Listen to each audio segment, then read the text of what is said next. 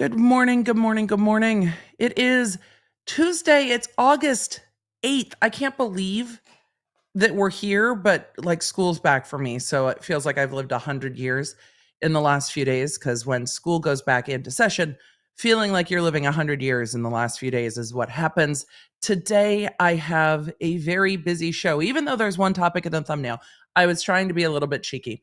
We have a number of things to cover today. So here's what we're covering. Mr. Beast is getting sued. We're going to cover why the headlines are wrong.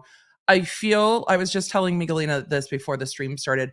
I feel like at some point, I just need to call it what the headlines got wrong about the Lizzo lawsuit, the Mr. Beast lawsuit, the whatever lawsuit, because the clickbait annoys me so much. Maybe it's because I always fall for it. And I'm just like, wait, no, really? And then you read and you're like, wait, I've got questions. And then you read the lawsuit. You're like, that's actually not what this says. Annoying.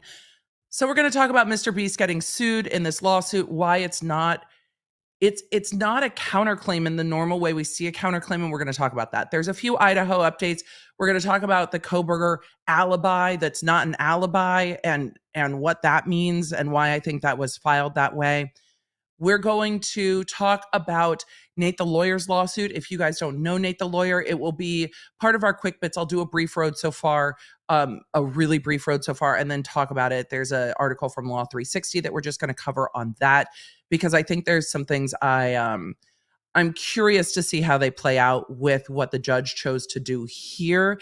And then we talked about that Bravo letter. We're going to peek into that Bravo letter a little bit more. So we've got some quick bits of Mr. Beast getting sued. I've got to be honest, I'm a little tired. I was doing, because it's the first week of school, we also have county fair duty. Here's my problem. And then I swear we're going to roll the intro. There are some things that just don't make sense.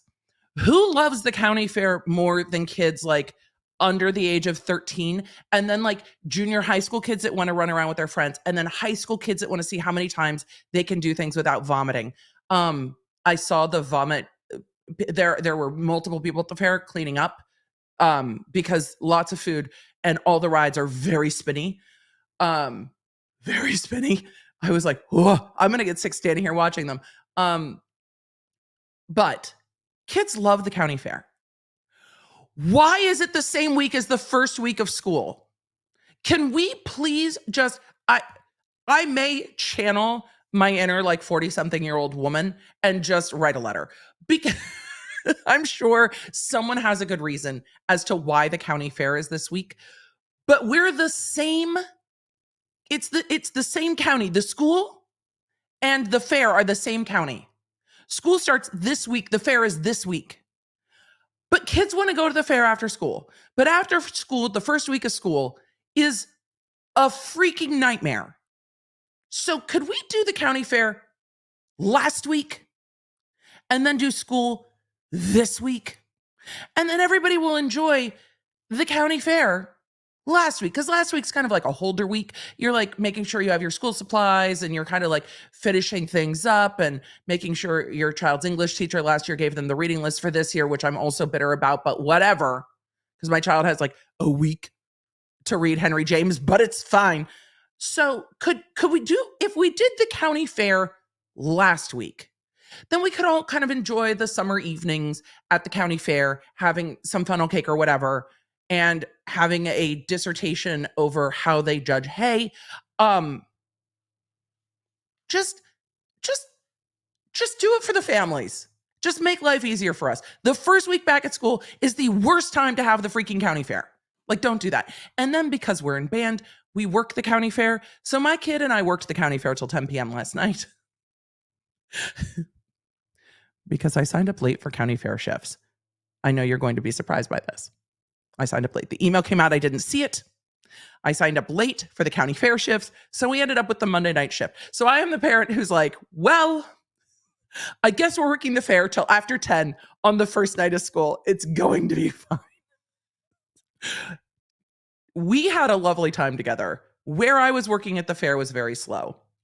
When he got a break and I got a break, we kind of walked around, got him some food, and walked around where they judge all of the like the grown things, not like children who think they're grown, but like the things you grow in the ground. When we walked around that, And they had different categories of this, like flowers and food and field and whatever. That's all air conditioned. So we're walking around that, and I'm like, hey, they have hay. They judge hay. So then Travis and I were talking about how one would judge hay at the county fair. Because look, there's a difference between a Middle Tennessee county fair and like the LA county fair. I personally love the difference. Like the cattle show was last night. I loved seeing the kids. A lot of young women showing cattle last night. Like a lot of them. With their big old award-winning like FFA belt buckles. I was like, I love this so much. Like I love this so much. I love the FFA kids. I loved everything about it. So we're walking around the fair looking at like the hay. We're like, the award-winning hay. We're like, this is the first place hay, and that is the second place hay, and this is the third place hay. I love it. I think color and smell have to play into it. I love the smell of hay, so I was here for it. I was here for it. It was so, I had such a good time. And because I was at a slower entrance, it was mostly people coming in for the steer show, families coming in for the show, and then people volunteering at the fair. So I got to just chat with everybody. Love it. I loved it so much. I had such a delightful time. I was nervous. I was like, what do you mean I'm at the booth that's not air conditioned? My bad. But I had a really delightful time. I was thrilled. It was very, nobody expects you to not be sweaty. Everybody's just like, I love this. Bedlam Wolf said, cut, color, feel if it's brittle, and length. Look, the hay smelled delightful. It truly did. It was really fun. Emily's in love with grass. She got that hay fever, y'all. I had a really good time. Okay, for the international crowd, I'm sure the audience, the law nerds in the chat will help. A county fair, I don't know how county fair started, but the county fair, our county fair, has like high school kids that raise livestock competing and showing their livestock. You have people raising and competing in cakes and pies and who grew the best tomatoes of different varieties. There were beekeepers there. I think they were just on display though. Who grew the biggest watermelon? The winning watermelon this year was fucking massive. Pumpkin growing, flowers. Like if you can compete it, you can compete at quilts. I didn't see the quilts, but I know the quilts were somewhere. Lots of livestock shows. And then lots of fair food, fried, literally everything from Oreos to Snicker bars to funnel cake to corn dogs to whatever. And then rides that you can break down with like 3 bolts that I'm terrified to go on that then roll down the highway to another county. It's wild. So it is a county fair, kind of like the rides are kind of like the rides at the end of the movie Grease with like a fun house and stuff like that, kind of like that fair, but like more livestock. And then sometimes you have musical performances. It depends on the fair if you have musical performances or not. Nashville, so musical performances, but not like bands you would have heard of, like local musical performances. Anyway, it was a blast. We had a really good time. we had a fun night working the fair. It was sweaty, it was hot, it was fun. I'm not mad about it. So it's like things I wouldn't have done. Like I never would have gone and worked at the fair if my kid wasn't involved in activities at school. So it's like a whole second life of getting involved with stuff. Had a good time. I see it. You got to go to the Wilson County Fair. Sounds good. My husband wants to go see, our fair has mostly steer, but my husband raised pigs. So we will check and see if Wilson has some pigs because he wants to go see that. So in Middle Tennessee, there's bound to be some clogging. I'm sure there probably is. There's a whole schedule. The volunteers are very, very dedicated. It was a lot of fun. Anyway, we had a really, really delightful time at the fair. Megan, happy birthday, happy anniversary. I have questions. Okay, here, I'm going to tell another story, and then I swear we're going to roll the intro and get into it. My husband's grandmother was born on Valentine's Day. It was also their wedding anniversary. So when we first met, I would give his grandfather a hard time and be like, so let me get this straight. Valentine's Day is her birthday and you decided to get married on Valentine's Day. So Valentine's Day, your wedding anniversary and birthday, done. And then Christmas, and that's like it. He's like, I'll never forget what day it is. They were a much more practical generation. But Megan, how did you acquiesce to your wedding being on your birthday? I've got questions. And does that work for you? It might be lovely. Hopefully you get to celebrate both. So happy all the things. Happy all the things. There was a demolition derby back in the fair. That would be fascinating. Fascinating. We always have almost has-beens show up at our fairs. I mean, that I kind of love about the fair. Look, the Orange County Fair in Southern California is where we would go see like all the 90s bands. They're like, where are you going? We're like, The Offspring's playing the fair. We're going to go see Bad Religion. Bye. So those are the kind of shows that were going on at the Orange County Fair. Look, if you have not gone to see the Orange County Fair, it's pretty fun. We always would go for the music. All right. Because the OC Fair is a whole different thing. And the LA Fair was like all the way the fuck out in Pomona. It's just way too far. Oh, God. Oh, we're like 10 minutes in. I can curse now. Yay. Offspring is tomorrow. Offspring is out here tomorrow. Candace. It's good to see you, friend. We always text after the show and I never actually get to see your handle in the chat. So hi, lady. Stay dry. All right, y'all. Nate the Lawyer Lawsuit, boozy updates. Not that I'm drinking. That's who he was suing. Idaho updates, Bravo updates, Mr. Beast suit, the media got it wrong. We need to talk about all of that. I love seeing all your county fair experiences. Keep telling me about them. Keep telling me about them.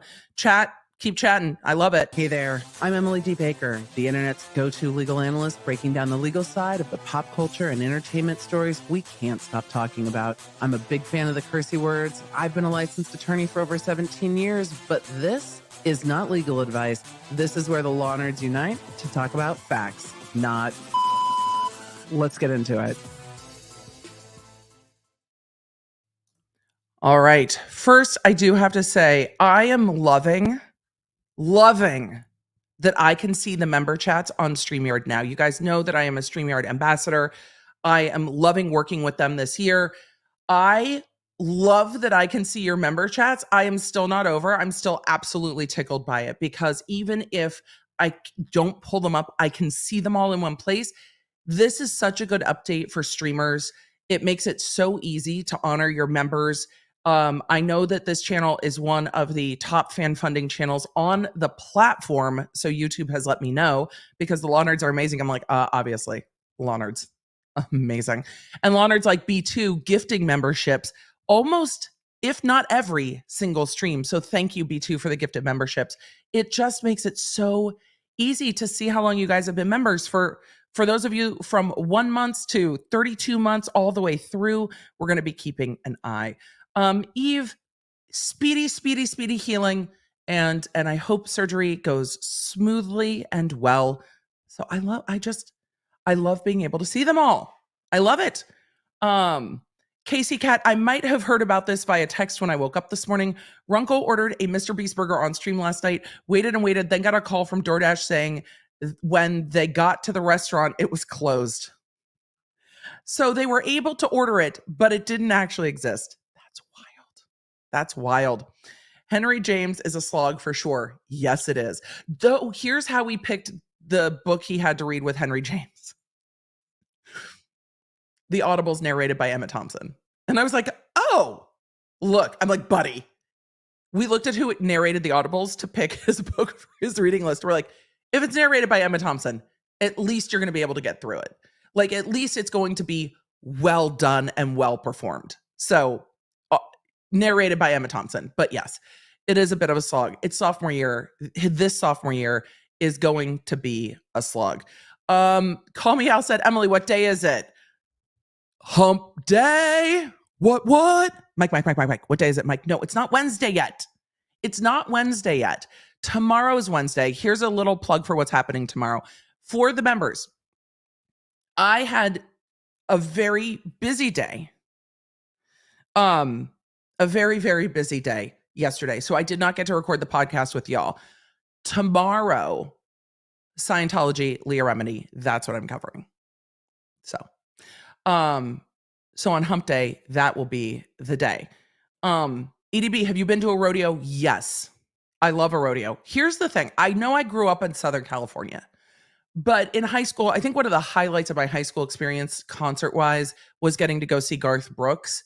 I worked like up in the mountains in the summer at Girl Scout camp and wore boots all summer, and it was one of my favorite things ever. Like I am kind of bougie. I'm from Southern California, but I love being out in the country. So I am perfectly happy rolling around a county fair. I am just ready. PM Kitty, will you be talking about Cenat at all? I hope I pronounced that properly. Huge streamer on the platform was going to do a giveaway in New York, caused a riot, got charged with causing a riot. I don't know if there's much more to say other than here's the thing. If you are a massive streamer with a massive platform, I think we have learned at this point that you can't say on social, hey, I'm going to be at this place at this time and have everyone show up. The thing that annoys me about that is it puts their audience at risk. And putting your audience at risk by not being prepared for that, we learned this with TanaCon.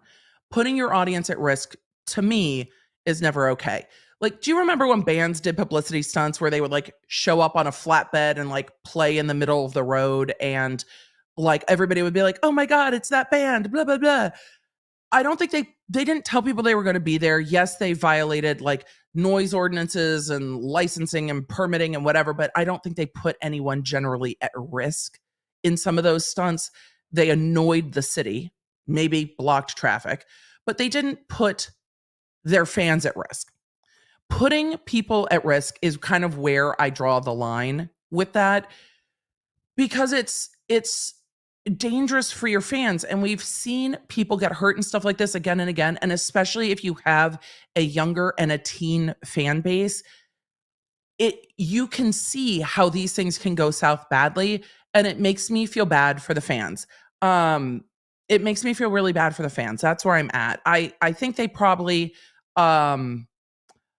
realized that this got out of hand really quick, but I think they also knew. So Beverly Hills sued the Ace family to recoup their police expenses when they pulled the same thing. Yep. And people know. People know that a lot of people are going to show up. And it's one of those things where it can get out of hand really quickly. And again, I don't think anyone wants their fans to get harmed. And I hope that streamers, especially when you reach a certain level of audience, especially if you have a young audience, have people around them who can say, hey, we can't just do this without permits. You can't just show up somewhere without permits. If you're going to do it, no, you can't. So yeah, Logan and Jake Paul used to do this sort of stuff in their neighborhood. Yeah, it was awful. Could you imagine? I didn't like it either there, though. Kai is 21 years old. Seems like should have had a team to advise him. I agree with you. Though, again, Lizzo should have a team to advise her too. Like, how Peter Mullen says this in his videos all the time. How do people not have people to say this is a bad idea? But also, I am in my 40s. I don't know what decisions I would have made in my 20s if I was doing this. I'm glad I don't. I am in my 40s. My audience, a lot of us are also reasonably aged. We are seasoned like whiskey. So it's like, I'm not really worried about the law nerds causing a riot. But when you have a young fan base, you can put them at risk too, and put them in a situation where a lot of people were arrested in New York. And so then a lot of your fan base is getting arrested. And that's not a good experience for anybody. So, I mean, it's just not, we know he had to have known what was going to happen, right? Even if it's like, you start seeing it on the news that all these people are showing up, then you can't show up. Just plan the thing. I get it. Permits are annoying. Like, rules are annoying. I get it. Like, rules and regulations are super annoying. Permitting is annoying, but you still have to do it if you're going to show up in person to be with your fans. And it can be expensive, but you need a team to tell you you can't, or to help you do it safely. I mean, we've seen even large stars have this go badly with Astroworld and others. When you have a celebrity saying, you guys just jump the gates, it'll be fine. It won't be fine. But safety is kind of my first thing. And that's where I have a problem with it. But, they've been charged with rioting and like whatever, starting a riot. I didn't really pull it. There's not too much more to say. We may start a riot if giving out all dressed chips. I would make sure we had enough for everybody, because then I would feel bad. So no, there's really not much more to cover other than it'll be prosecuted. There will be a fine. Don't do it again. That's largely what I think will happen there. Not a good idea. Did I roll the intro? I did roll the intro. Starting my second day at SW Law today. I think that means Southwest. And if that means Southwestern, there could be other SW laws. But if that's Southwestern, oh, I see the bison. It is. That's my alma mater. I see the purple. I see the bison. Lauren, enjoy. The Bullocks Wilshire building is brilliant. I hope the grilled cheese sandwiches are still good, because, law school runs on healthy food. So I need a team just to adult half the time. I do too. Having other adults helps. Who got the PS5? I don't think anybody got the PS5. Honestly, I don't think anybody got the PS5. So I feel bad for the audience. So the fans have responsibility, though. They can't riot because they didn't get a PS5. I agree with you, but bringing them all into a location where that can happen is going to be a known problem. But yes, people have personal responsibility. A lot of them are minors. So it was a lot of juveniles that were arrested. The thing about juveniles is that when they're in large groups, the decision-making process struggles more.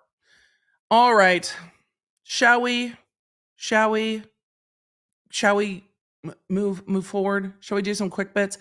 Let's do some quick bits. We need to talk about Bravo. We need to talk about like pop culture, YouTube culture, all the things. And it's been a million years since I've gotten to play our quick bits bumper. So let's quick bits it. Quick bits.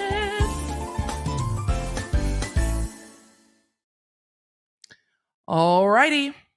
We're going to talk about Nate the Lawyer first. For those of you that are familiar with Nate the Lawyer, he is a creator here on the platform. He's a lawyer, hence the channel title. Nate breaks down all kinds of cases from politics to pop culture. I think one of his biggest videos is still breaking down the pay disparity or lack of pay disparity with the U.S. women's soccer team. I think that's one of his largest or one of his most popular videos. Emily, are you sharing your screen? So Nate got into a Twitter beef with Boozy. Boozy had run Bot Sentinel.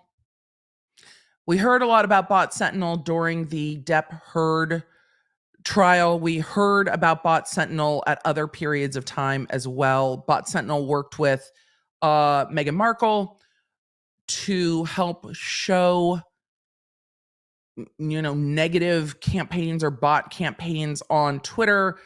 There were some questionable things with the way Bot Sentinel calculated that. I don't know if that company is even still running. So Nate and Boozy, I guarantee half of you, if not more, are blocked by Boozy if you follow me on Twitter. Nate and Boozy got into it on Twitter. I do not like fighting with people on Twitter. Nate and Boozy got into it on Twitter.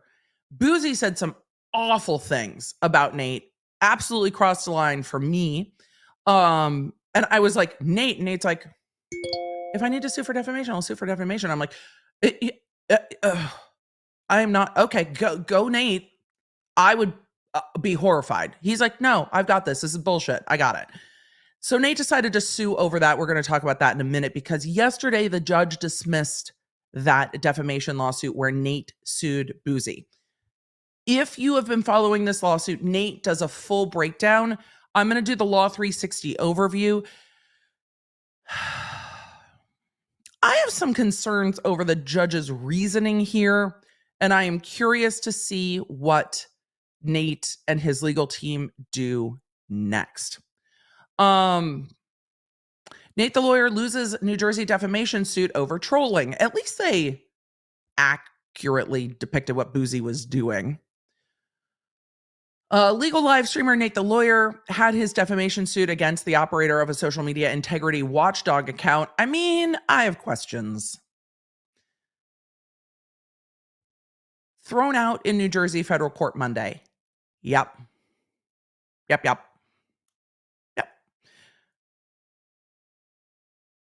With the judge finding that his complaint failed to allege he was intentionally lied about with the intent to harm him.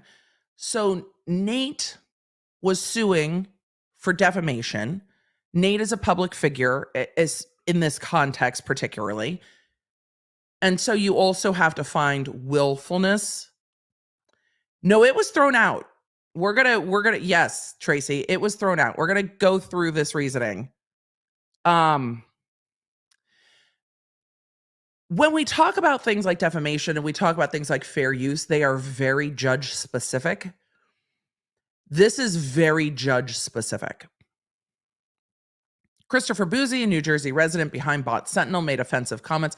I like that that's in paren. I found the comments offensive. Maybe some don't. Made offensive comments, some of which were later shown to be untrue. The judge acknowledged that the comments were untrue. About Nate during a fight on Twitter between the two over Nate's coverage of the Amber Heard Johnny Depp defamation trial. Okay, there's a lot of context there. If you guys watched this all go down, Boozy wasn't just fighting with Nate at the time. Boozy, I think, got into it with Runkle, with Law and Lumber, and others, to the best of my memory, because there was an article partly regarding Depp v. Heard, and some of the things about Bot Sentinel in the article were disingenuous. And lawyers were going through the article being like, this is not true. So it was in that post Johnny Depp Amber Heard fallout where we were still seeing quite a lot of people say that if you agreed with the way the jury came out on the Depp v. Heard case, you are a raging and horrific misogynist, and YouTube should deplatform you because clearly your channel is just run by hate, and YouTube is promoting hate on the platform by allowing people to have opinions on the Depp v. Heard trial, and those channels should all be shut down, et cetera, et cetera. So there was a lot. I remember Runkle just being like, hey, this is the problem with this article. And then that kind of blew up. And then Law and Lumber is like, no, that's actually what's going on with this article. And then that blew up. And then Nate was like, blah, blah, blah. And that blew up. And then Boozy went after Nate's parents. And then it got real fucking ugly on Twitter. And then it just, Nate and Boozy just kind of locked horns. And then it just continued on. So,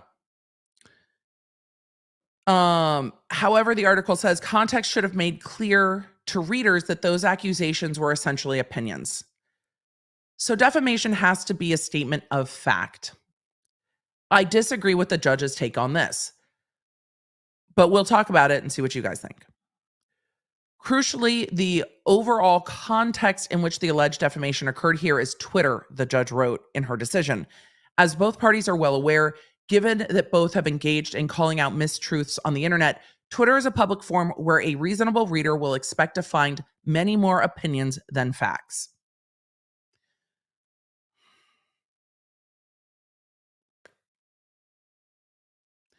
I don't know if the judge can say that because it's written on Twitter, it's not a fact.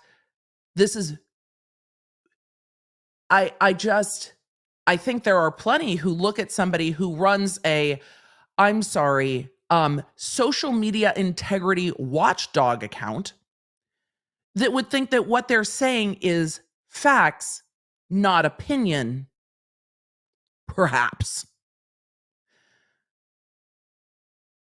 So The judge is saying that the context of Twitter means that it's opinion, even when it was stated as fact. Boozy's lawyer said, as we've said all along, this is a meritless lawsuit. Ballard Spahr, by the way, is the same law firm that Amber Heard is using. We're pleased that the court agreed with Mr. Boozy in concluding that all of Brody's claims fail as a matter of law. The court said that the things said were untrue, that the statements made by Boozy were lies, but that the lies were on Twitter, and therefore the reasonable audience should know that their opinion. When we say the law is very judge specific, this is what we mean by the law is very judge specific.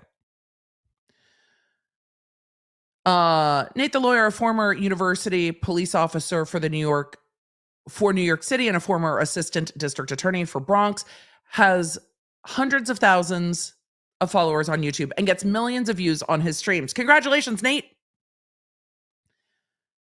He often live streams with a loose collection of legal commentators known as LawTube. I did make fetch happen. Nate the lawyer sued Boozy in October 2022 over claims he made on Twitter that Nate was not a real lawyer, that he never actually served as an ADA, and that he admitted during a video that he broke the law by planting evidence on suspect as a police officer. Those are the three statements. I went through this in 2020 when the lawsuit was filed. I don't know how Boozy saying Nate admitted that he broke the law by planting evidence on suspects reads like opinion.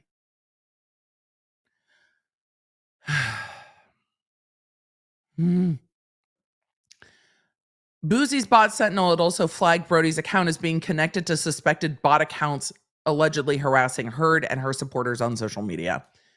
Boozy's accusations that Nate was not a real lawyer or prosecutor do not constitute defamation, the judge ruled, because they should reasonably be taken as opinions.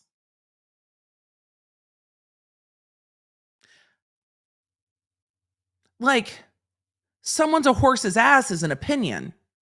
Saying someone's not a real lawyer, never was a prosecutor, and committed crimes doesn't read like opinion to me. Which is why I'm interested to see what Nate's going to do.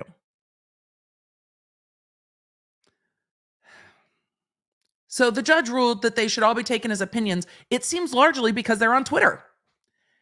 And because Nate provided the information he was basing those opinions on, included photos of an online database in which he searched for Brody's name. I think this is because Boozy provided information that he was basing those opinions on. But Boozy said, Nate's not a real lawyer. Nate's not a prosecutor. No one should trust him. Every arrest he ever made should be looked at. He broke the law. He's planting evidence on people. I mean, in addition to saying horrible things about his parents and what have you. How is that opinion? Boozy later acknowledged that those accusations were not true. So the defense here is, hey, yeah, it's not a true statement, but also it's opinion. Boozy's more serious accusations that Brody admitted to breaking the law, planting evidence, is protected from defamation claims, the judge decided. Boozy included a link to the video in which Brody allegedly made the admission. She determined giving readers the ability to watch for themselves and form their own opinions. So if you cite source material, but construe it in a way and restate it, then it's not defamation, is what she seems to be saying. Defendants' more direct accusations of criminal conduct cannot constitute defamation because they disclose the facts upon which they were based.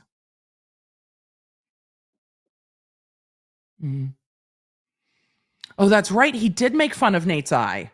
I forgot about that. I don't think that's defamatory. I think that's just disgusting. That's right. He did make fun of Nate's eye. So made fun of his parents, his upbringing, his profession, his disability. Yeah.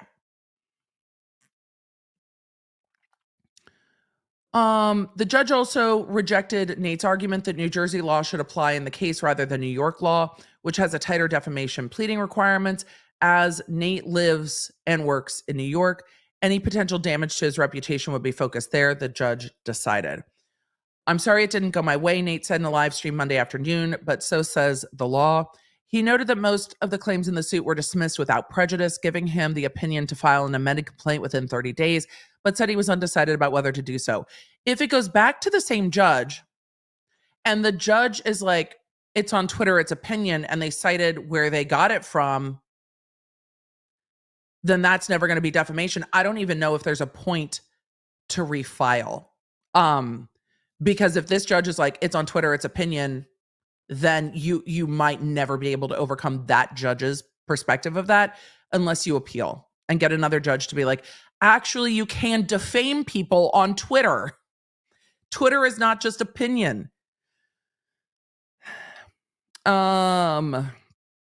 This is from Nate's attorney, Ron Coleman. It's hard to accept the premise that anything a person says about anyone else, even accusing them of a felony, is protected as opinion as long as it's said on Twitter. Nate is obviously considering all his options, and we'll see what they decide to do. It's an interesting ruling. I'm sure Nate has linked it, but I can link the opinion if you guys want to read the entire opinion. I think saying, hey, if it's on Twitter, it should be taken as opinion is troubling, because a lot of reputational damage can be done on Twitter. We've seen Twitter campaigns blow up, and I talk about this tomorrow in the Leah Remini Scientology suit in the podcast. So much of the activity happens on Twitter. So much of going after sponsors happens on Twitter. A lot of reputational damage happens on Twitter. It's not like, oh, well, it's on Twitter, so take it with a grain of salt. It's opinion. Action is taken over things said on Twitter. When we get to the next lawsuit, or when we get to the BeastBurger lawsuit, half the lawsuit is screenshots of what Jimmy Donaldson said on Twitter.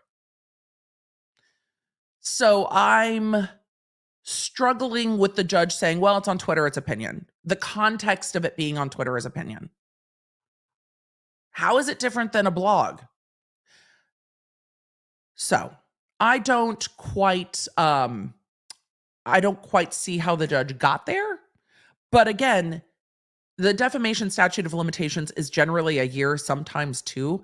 So for things said in 2022, it could be hard. I don't know if they could refile to try to get it to a different judge, or if they would need to refile under this judge, if they could refile in a different jurisdiction.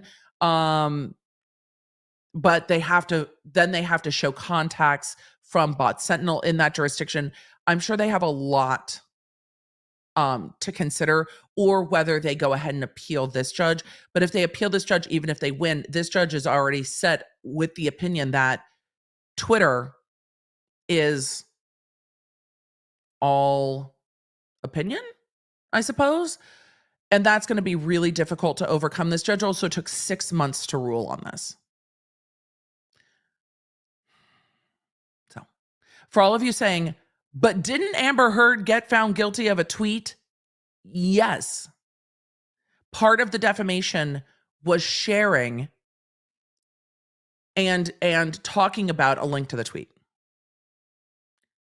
So, oh, he absolutely mocked Nate's race. Yeah, absolutely did. It was Boozy wilded out on Nate on Twitter. I think people can be defamed on Twitter. I think reputational damage can happen on Twitter. I'm kind of surprised by this. Go watch Nate's video breaking this down to support Nate over at Nate the Lawyer. This is the thing when we talk about cases sometimes being a crapshoot. You don't know the judge you're going to get. I say this particularly when I talk about things like fair use. Fair use comes down to how the judge feels. You can see this more in like family law and even in probate when we cover the Britney Spears case.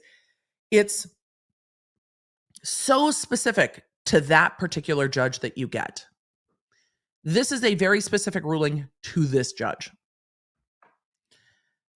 So I'm sure Boozy is wilding out on Twitter. I'm not going to give any temper tantrums that attention. I just don't. I've been blocked by Boozy. I tend to return the favor. If you block me on Twitter, I will just return the favor. I normally don't notice when people block me on Twitter because I don't spend much time there, or X, or whatever the fuck it's called now. I spend time here with the law nerds and a lot. So I feel for Nate. I think that this was actionable defamation. When they got down to it, I don't know what reputational harm Nate would show at the end of the thing. Like how it impacted his channel, if it caused him to lose sponsors, but that would all get proven at the end of the suit. But I think what this judge determined is that the things said about Nate were a lie, but they were on Twitter, so then the audience can see them as opinion. So there you go. Nate's lawsuit was dismissed. We'll see what they choose to do, and I will keep an eye on it. But it's a good reminder that when you're like, couldn't they just sue for this? The decision to do that is a very heavy decision because there is a lot that goes into it. So, with all of that, we're going to move on. We're going to talk about this Bravo letter real quick, and then we are going to go to Idaho updates and Mr. Beast. So let's talk Bravo real fast. Bravo! I see Tracy in the chat said, wait, where is it? Emily said he blocked people who followed her. Yeah, he blocked, I think, almost everyone that followed me. Because I did a live stream where we were talking about this like a year ago. And there were people who were like, I'm on Twitter rarely, and I'm blocked by Boozy. And he can do that. He used to be able to scrape the API of Twitter. I don't know if he can do that anymore or if X has changed that. He would scrape the API. And so he could go like, oh, Ian Runkle said something about me, so I can block everyone who follows Runkle. I can block everyone who follows Emily. I can block everyone who follows Nate. And so then he would say whatever to his followers, and no one could really respond to it because they were blocked. I can't even figure out how the judge came to this conclusion. I'm sure Nate has it linked. I'll link it too. Boozy said horrible stuff and blatant lies. Boozy's banned from Twitter, I think. I know Bot Sentinel is. Bot Sentinel is because of how they were scraping the API. So it was wild. I will link it if you guys want to read it. I wasn't going to deep dive into it. It's weird. It's a weird ruling for me. So it's a weird ruling for me, but this is where defamation cases struggle. I said when I started covering Depp v. Heard that was a hard case for Depp to win. Defamation cases are difficult. Lalinda, I'm going to answer this question and then I'm going to move forward.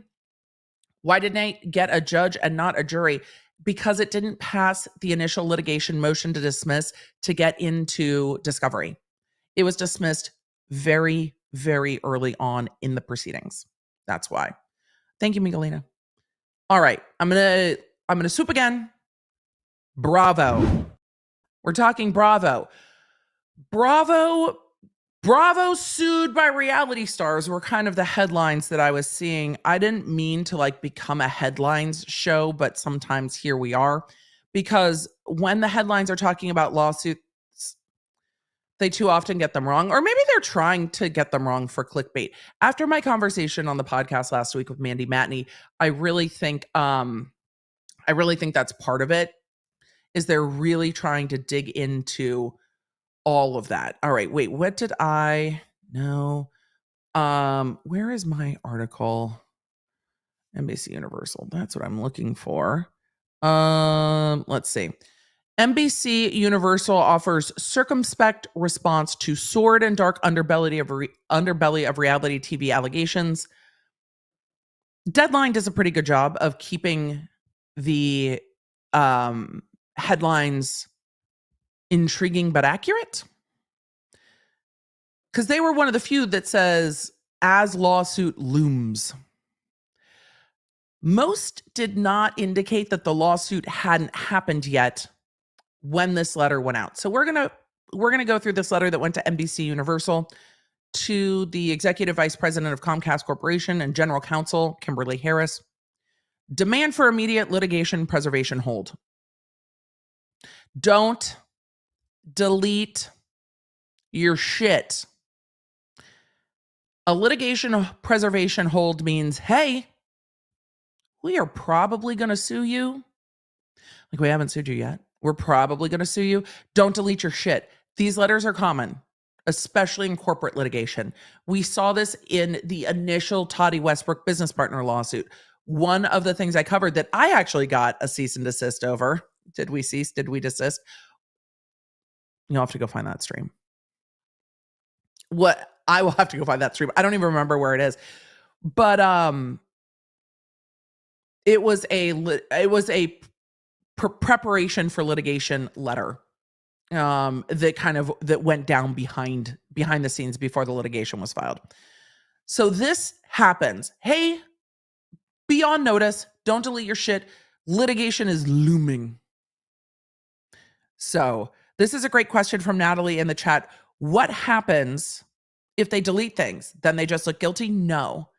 If you can show they deleted things, you can get all kinds of remedies, sanctions, and sometimes these really wild jury instructions showing that they deleted things that could actually be beneficial to the other side. So the jury's told evidence was or discovery was deleted by this side. You're allowed to assume. The jury gets a jury instruction, depending on the jurisdiction, that has some very strong language. You're allowed to assume that was damaging to the side that deleted it and beneficial to the other side.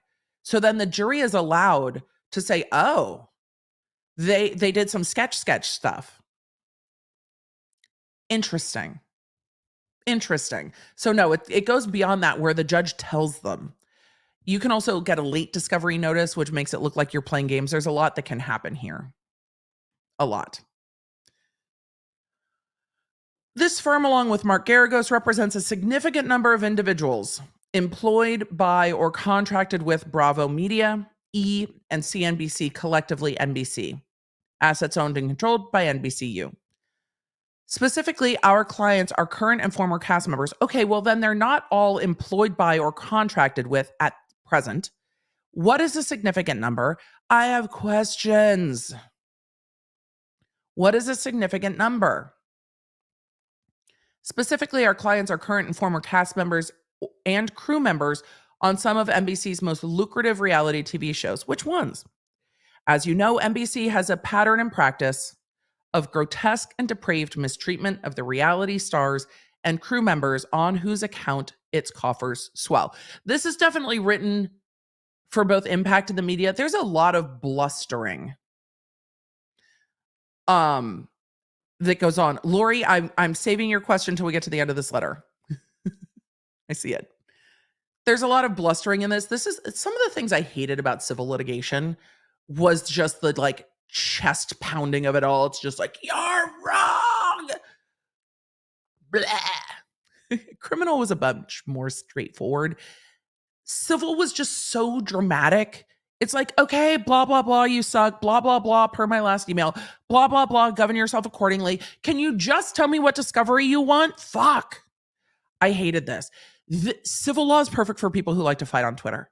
If you enjoy that, being like, well, actually, go do that. If that makes you want to barf, this type of civil litigation is probably not for you.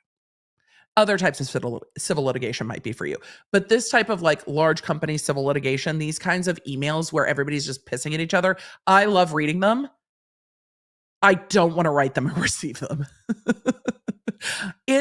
There's times, even in the Britney Spears litigation, where I'm reading the emails back and forth between the lawyers and I'm just like, oh, I hate it. I hate it so much. As a researched attorney, I was like, oh, T. But I was like, I never want to do this kind of civil, ever. If you enjoy writing even though Runkle is in criminal, Runkle pens the most satin-covered insults you have ever seen. He would be brilliant at this because the way the man will string together a turn of phrase to tell you that you are the worst and you are wrong, and you should probably also be embarrassed because you are the worst and you are wrong, is fucking brilliant. Would be great for civil, but is in criminal. Next time I need to fight with somebody on Twitter, I'm going to be like, hey, Runkle, can you just tell me what you would say, like between us, so I can just like giggle to myself? I will never put that out in public. It's so good. Runkle uses words like weapons. Yes, very, very sharp, pointy weapons. All right.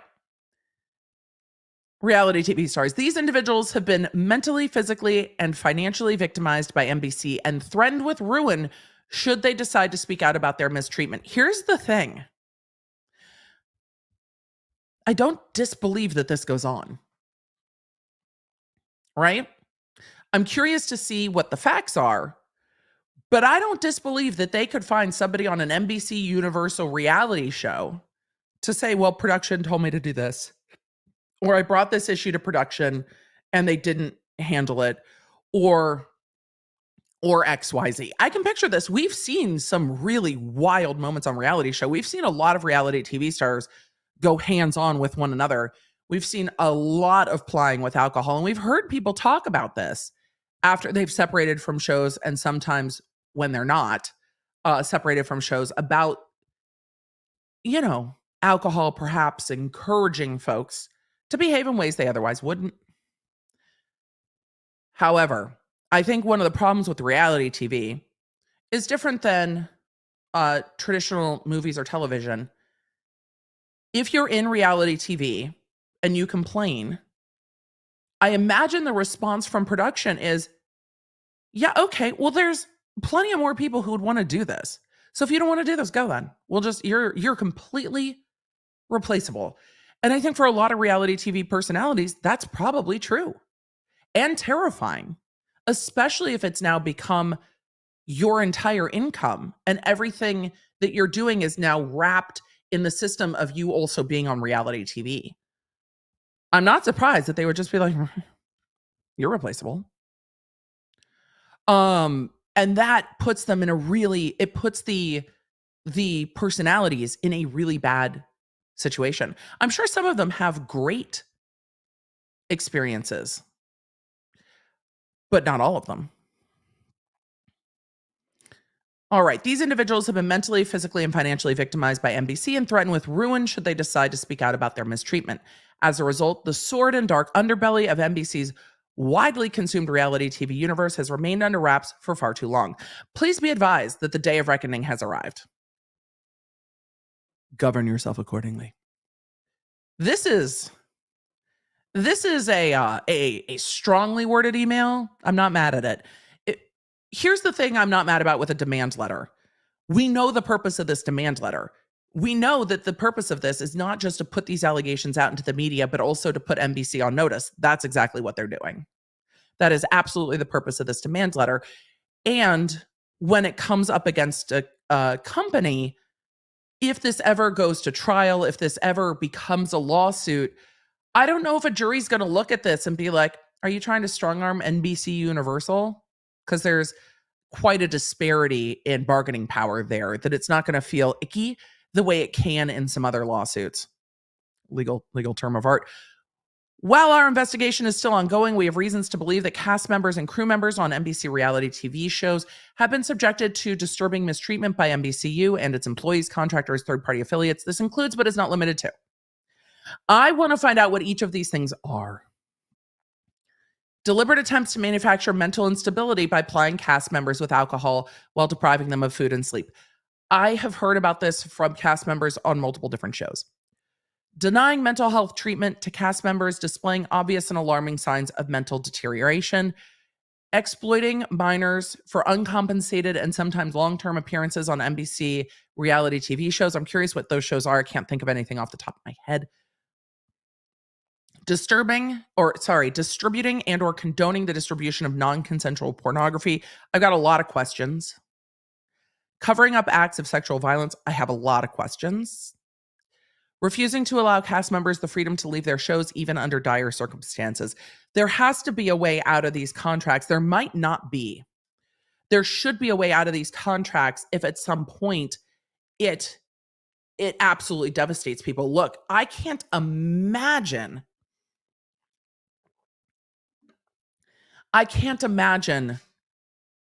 what being on a reality show would be like. I can't imagine doing that. Like, I love my family, but there are times my family and I do not have great moments. Every family does not have great moments. I can't imagine having that then picked apart on TV and discussed. My enjoyment of reality TV, especially since I've started doing this, has shifted a bit, because now a lot of it I'm just like, oh, this might be really entertaining TV, but it also makes me deeply sad. Like, deeply sad. I could not open up my life this way. Even doing what I do, there are times when I'm just like, oh boy, we've like opened ourselves to a different world of stuff on social media that I didn't even fully anticipate doing this. I could not do reality TV. It takes a very specific personality to do reality TV. That would not work for me. Yep, nope, could not. I have a lot of compassion, but also I think different than the early days of reality TV, like the original cast of The Real World, early days Jersey Shore, The Simple Life, like early days reality TV pre-social media, I think is a very different world than modern day reality TV. It's definitely changed. The way it's being produced has changed. I think if you're going into reality TV now, you have at least a better understanding of what you're getting into. Even if you can't really wrap your head around what it's going to feel like, you've seen it go down. So then there's a back and forth of how much of this is chosen and how much of it is not. And some of these contract provisions, like if you do not let cast members leave their shows, even if they are at risk, that is a problem. Covering up acts of sexual violence, that is a problem. Distributing and condoning non-consensual pornography, is this filming when people are in bedrooms and intimate situations on certain of the reality shows where that is a feature? Maybe, but are you distributing it? What does those contracts say? Can you really contract? Like, what are we contracting for? I don't know what shows they're talking about with minors. I don't know how they're uncompensated. These kinds of things are a problem. Some of these go beyond choice, and it's like, yes, I chose to do reality show, but I didn't contract for you to do this. No doubt Bravo will aver that the cast members and crew members assume these risks contractually. That's what we just chatted about. Jan, yeah, the chat's been a little weird. We'll see what happens. Sometimes there's glitches on the YouTubey things. But the law does not countenance waiver of intentional misconduct or gross negligence, which is just, I should have kept reading. That's a conversation we just had. Reality TV in the 2000s was wild, though. It was wild, though. And I enjoyed it. On innumerable occasions, which we will further detail in due course, not in this letter, but in litigation, we summoned Runkle of the Bailey. Hello, Runkle. We did summon you. We did summon you. We were talking about your velvet-covered sword of the pen. NBC has exceeded the moral and legal limits permissible in a civilized society. I think we're going to see some intentional infliction of emotional distress claims if this ever goes to lawsuit. Governed by the rule of law. Undoubtedly, when fully appraised, the legal system and the public will agree. It goes without saying that the foregoing misconduct by NBCU and or its employees, contractors, affiliates exposes NBCU to significant legal liability for, among many other things, IIED, Emily, keep reading. Once we see the word civilized society, your brain and mind should be going to, where is the intentional infliction of emotional distress claim? IIED, fraud, distribution of revenge porn. I have so many questions. And false imprisonment, also questions. Again, our investigation is ongoing. Since our clients are asserting rights that may result in litigation, NBCU is advised that a continuing duty to preserve, don't delete your shit, arises once you have notice that this is relevant. So let's go to what they are saying is relevant.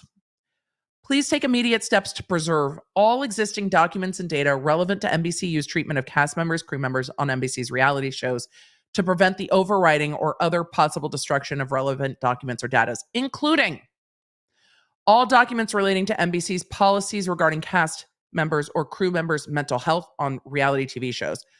Documents relating to policies regarding the physical health during TV shows, regarding the consumption of alcohol, regarding sleep, rest, and meal breaks for cast members and crew members, relating to the practices regarding sexual violence and harassment in connection with cast or crew, policies relating to the use of underage participants, documents relating to the exploitation of underage participants. I mean, internal emails, this is everything.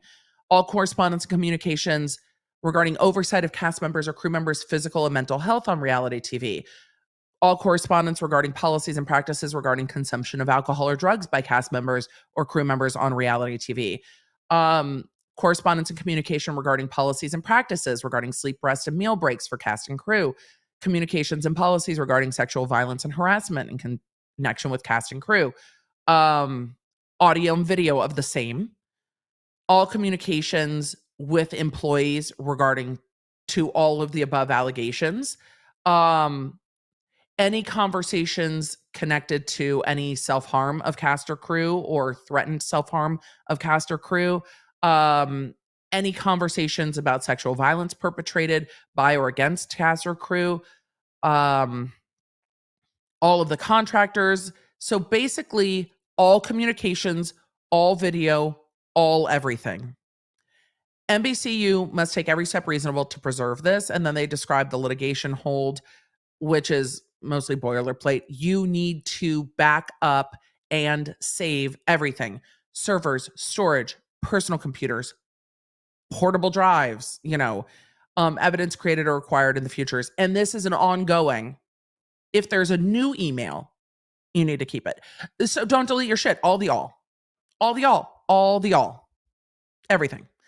So this is the NBCU shows. I'm sure there will be more.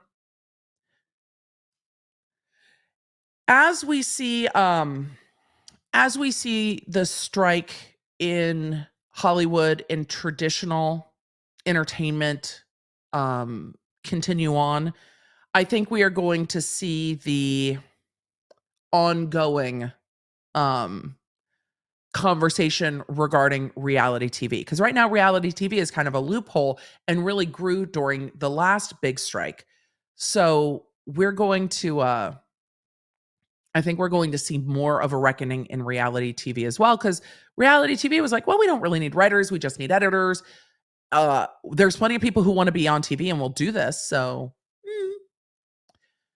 we will see what happens. I'm going to be keeping an eye on it. I talk a lot about reality TV, but lately I've been more and more torn about reality TV and whether it feels too heavy, whether it feels even fun anymore, or whether it's just gotten to the point where it feels kind of manipulated, kind of overdrawn for plotline and sad. It doesn't feel like a peek into people's lives anymore. It feels like the shows are driving themselves. I like slice of life content. I've never hidden that fact. I like it on YouTube quite a lot. I like vlogging. I like slice of life. And when people choose to show like, this is how I pack for my trip. This is how I prep my week of groceries. Reality TV doesn't feel as fun as it used to. And I get that. All right, what did Runkle say? Runkle said that the Mr. BeastBurger location he tried to order from is now marked temporarily closed. I'm not surprised. We're going to get into that lawsuit in a minute. This letter sounds like Below Deck. I think it's all Bravo shows and others. It's not fun anymore. Used to be before social media, and I think that's a part of it too. Yeah, I think that's a part of it too. So social has definitely changed reality. N7 says reality TV feels too produced now. And I wonder if, and again, I am not on and have not been on a reality show. I've talked to those who've participated in reality TV. I wonder if that is the producers or if that is the people on the show wanting more airtime, looking at what's working on other shows and like molding themselves into that. I say this in Queen of the Con. If you're not listening to Queen of the Con is in its 4th season. It is a produced podcast through iHeartRadio that I am a contributing producer and contributor to this season, talking about Jen Shah. And I said that I thought there were parts of Jen Shah that were very consciously created to line up with the things that worked on other reality shows.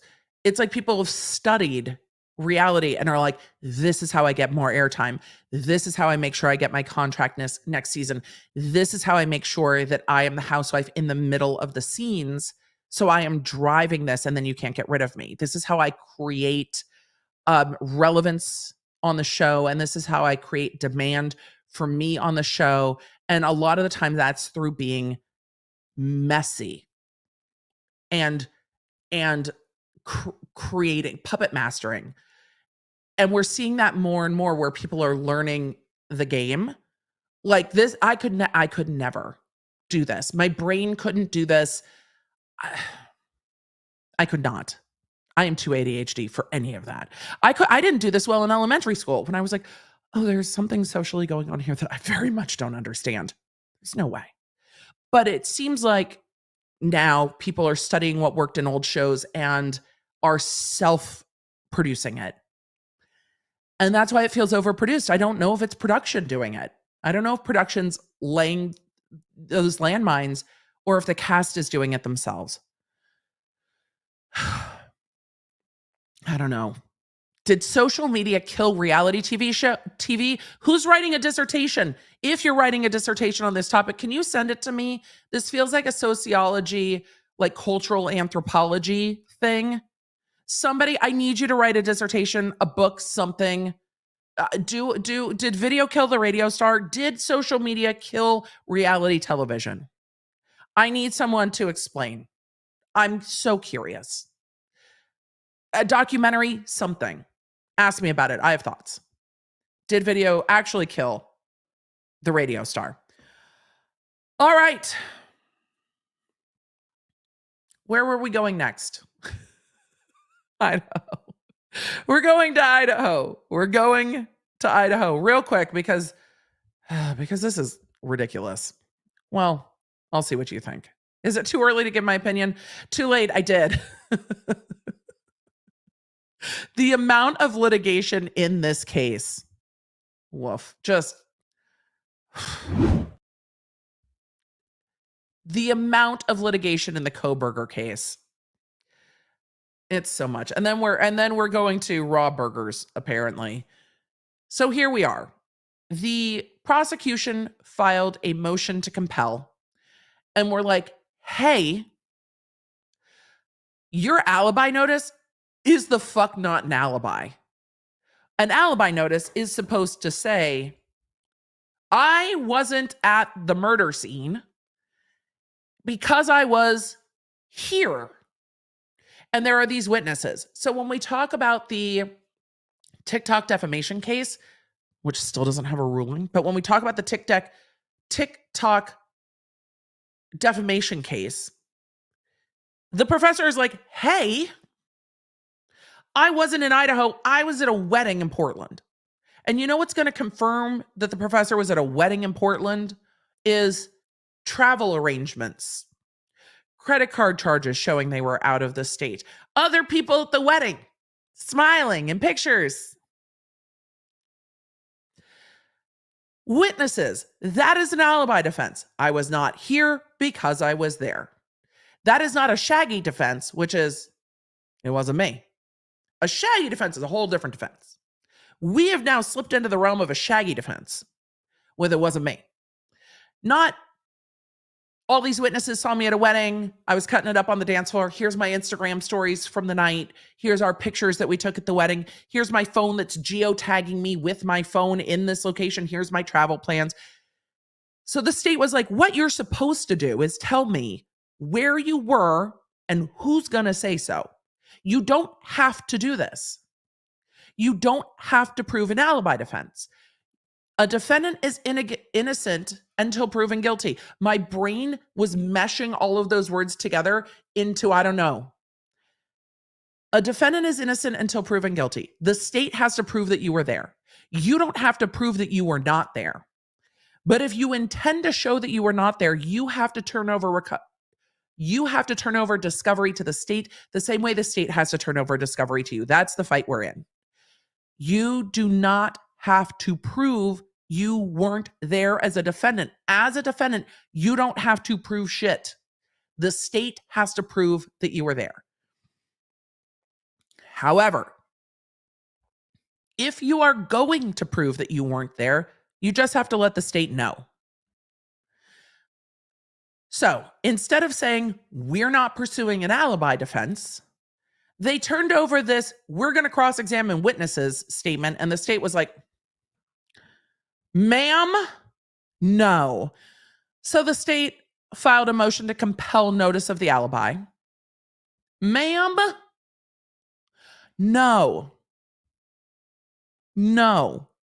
What you need to do is tell us under the Idaho Code the specific place or places at which the defendant claims to have been during the time of the burglary and homicides in this case, and the names of witnesses who the defendant intends to call to establish the alibi.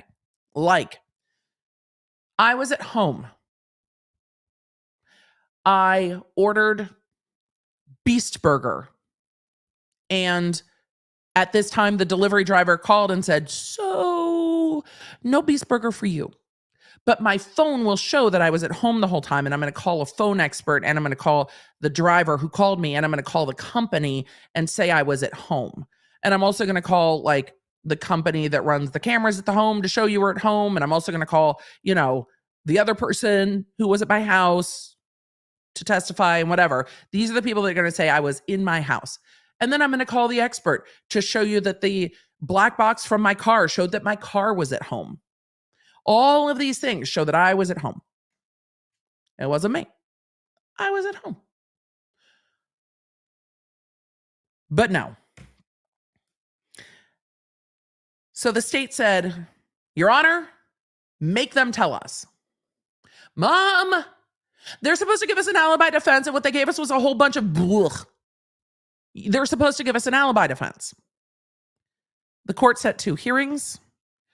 August 18th for the state's protective order, the reconsider order staying time. The protective order I'm not super interested in.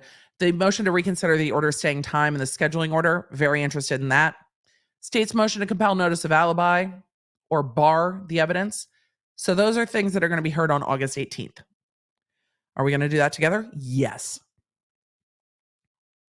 Also to be heard on August 18th. Defendant's third motion to compel discovery. Defendant's second motion to stay proceedings. Motion to dismiss. It's going to be a long hearing on the 18th.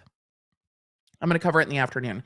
I think I'm traveling to record something that I will get to tell you guys about later, but I will cover this in the afternoon. That is a Friday.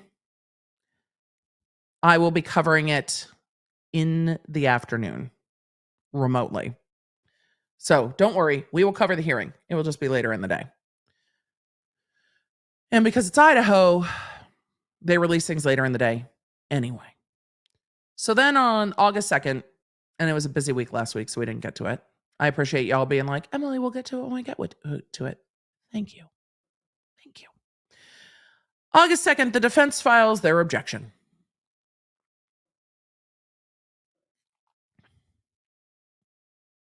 All right. Objection to the state's motion to compel motive of defense of alibi, or alternatively to bar. The defense is like, Your Honor, no. Don't do that. Comes down. Defendant through his attorney under Idaho Code. Idaho Code 19-519 and 12.1 require an alibi disclosure of a specific location with a specific location and specific witness. That's awkwardly written. This is not me reading badly. Often it is me reading badly. This is awkwardly written. Require an alibi disclosure of a specific location with a specific location and a witness to so testify. By statutory definition, Mr. Kohberger may remain silent, yet testify that he was not at 1122 King Road, November 13th, 2022. However, in an abundance of caution and recognizing the court has authority to exclude witnesses, Kohberger has indicated that he anticipates corroborating witnesses. To corroborate what? Let's find out. And this, I think, is strategic for the defense, and I'm not mad at them for that. This is fine. They're trying to say you have to present this. We're trying to make sure that down the road, the court doesn't bar this defense. And now they also get to speak to the media through the court filings because, of course, there's a gag order and they can't really respond other than in court filings. So this is all quote, and this is coming from State versus Juarez, which is a 2021 case. When determining whether to exclude evidence due to late disclosure or non-disclosure, the trial court must weigh the prejudice to the state against the defendant's right to fair trial. I imagine in most courts, the state lets it in, or the court lets it in against the state. Most of the time, I imagine the court would be like, well, state, you have the resources of the government. Get it together, figure it out. And the state is going to be like, can we have a day? And the court's going to be like, maybe. I imagine most of the time this is let in. It is error for a trial court to exclude a witness based solely on late disclosure without analyzing whether the state would suffer prejudice from late disclosure. The rights of the defendant are going to be what the court puts first here, even if it's late disclosure to the state. The state cannot spring things on the defendant. Sometimes they do, they shouldn't. Can the defense get a little bit more away with springing things on the state? Yes. Sometimes things are genuinely just late. Things are discovered late. There's a lot going on in this case. There's 50 plus terabytes of info. So I get it. I don't like it. I don't think it should be gamified, but it can happen. But also if the defense genuinely discovers something late and is like, Your Honor, we found this buried in 50 terabytes of data. The state should have already known about it. They gave us the data. You can't exclude it. Then you're not going to get it excluded. In addition to the weighing of the competing interests at stakes, the trial court should consider whether less severe remedies would be sufficient for the untimely disclosure, which could be a short continuance, a mistrial, or sanctions against the defense. The court is going to do a lot before they get to excluding things. Elaine, there is a deadline for this. That's what they're fighting over. They're fighting over the deadline. There was a deadline. I don't think Kohberger has an alibi defense here. It wasn't me is not really an alibi defense. Here's the thing. It wasn't me means you have to testify that you were somewhere else. With an alibi defense, though, the defendant cannot testify and bring in another witness to be like, no, she was with me, dude. That's, what it was. Este's sister can come testify. She was with me, dude. That's it. Yes, it's a Taylor Swift reference. Look, if you have not listened to No Body, No Crime, even if you are not a Swiftie, I'm saying it's a song that I very much enjoy. So, you can remain silent and other witnesses can come in and say that you were there. So here's what the defense has to say. Mr. Kohberger has a long habit of going for drives alone. He often would go for drives at night. He did so late on November 12th and into November 13th. So at the time where the state is saying that his vehicle's on video speeding away from the murder scene, he was out driving at night. Ladies and gentlemen of the jury, sometimes he goes for drives at night, listens to some music, plays Pokemon Go. And if that's true, the physical evidence on the phone should bear it out. But if you just go for random drives at night, and if what the state says is true, again, these are all allegations, the defendant is presumed innocent, why was your phone off right during the time that the murders happened? Because I feel like that's weird. I mean, maybe it could be a coincidence, but if you are I just drive at night, 2 a.m., 3 a.m., 4 a.m., just out driving those isolated roads with the phone off. As one does. But the car should bear it out. Mr. Kohberger is not claiming to be at a specific location at a specific time. He was just, ladies and gentlemen of the jury, he was around. When I was in college, sometimes we went for long drives at night. You know where they normally ended up? Waffle House. You know what there would have been? Witnesses. I don't know. Maybe people do take long drives. But your phone and your car will tell you. I like a drive. I do good thinking on a drive. I like being on the phone on a drive. But when we were taking long drives at night, there was normally food involved. Just saying. He was just out. These murders are alleged to have happened at about 4 a.m.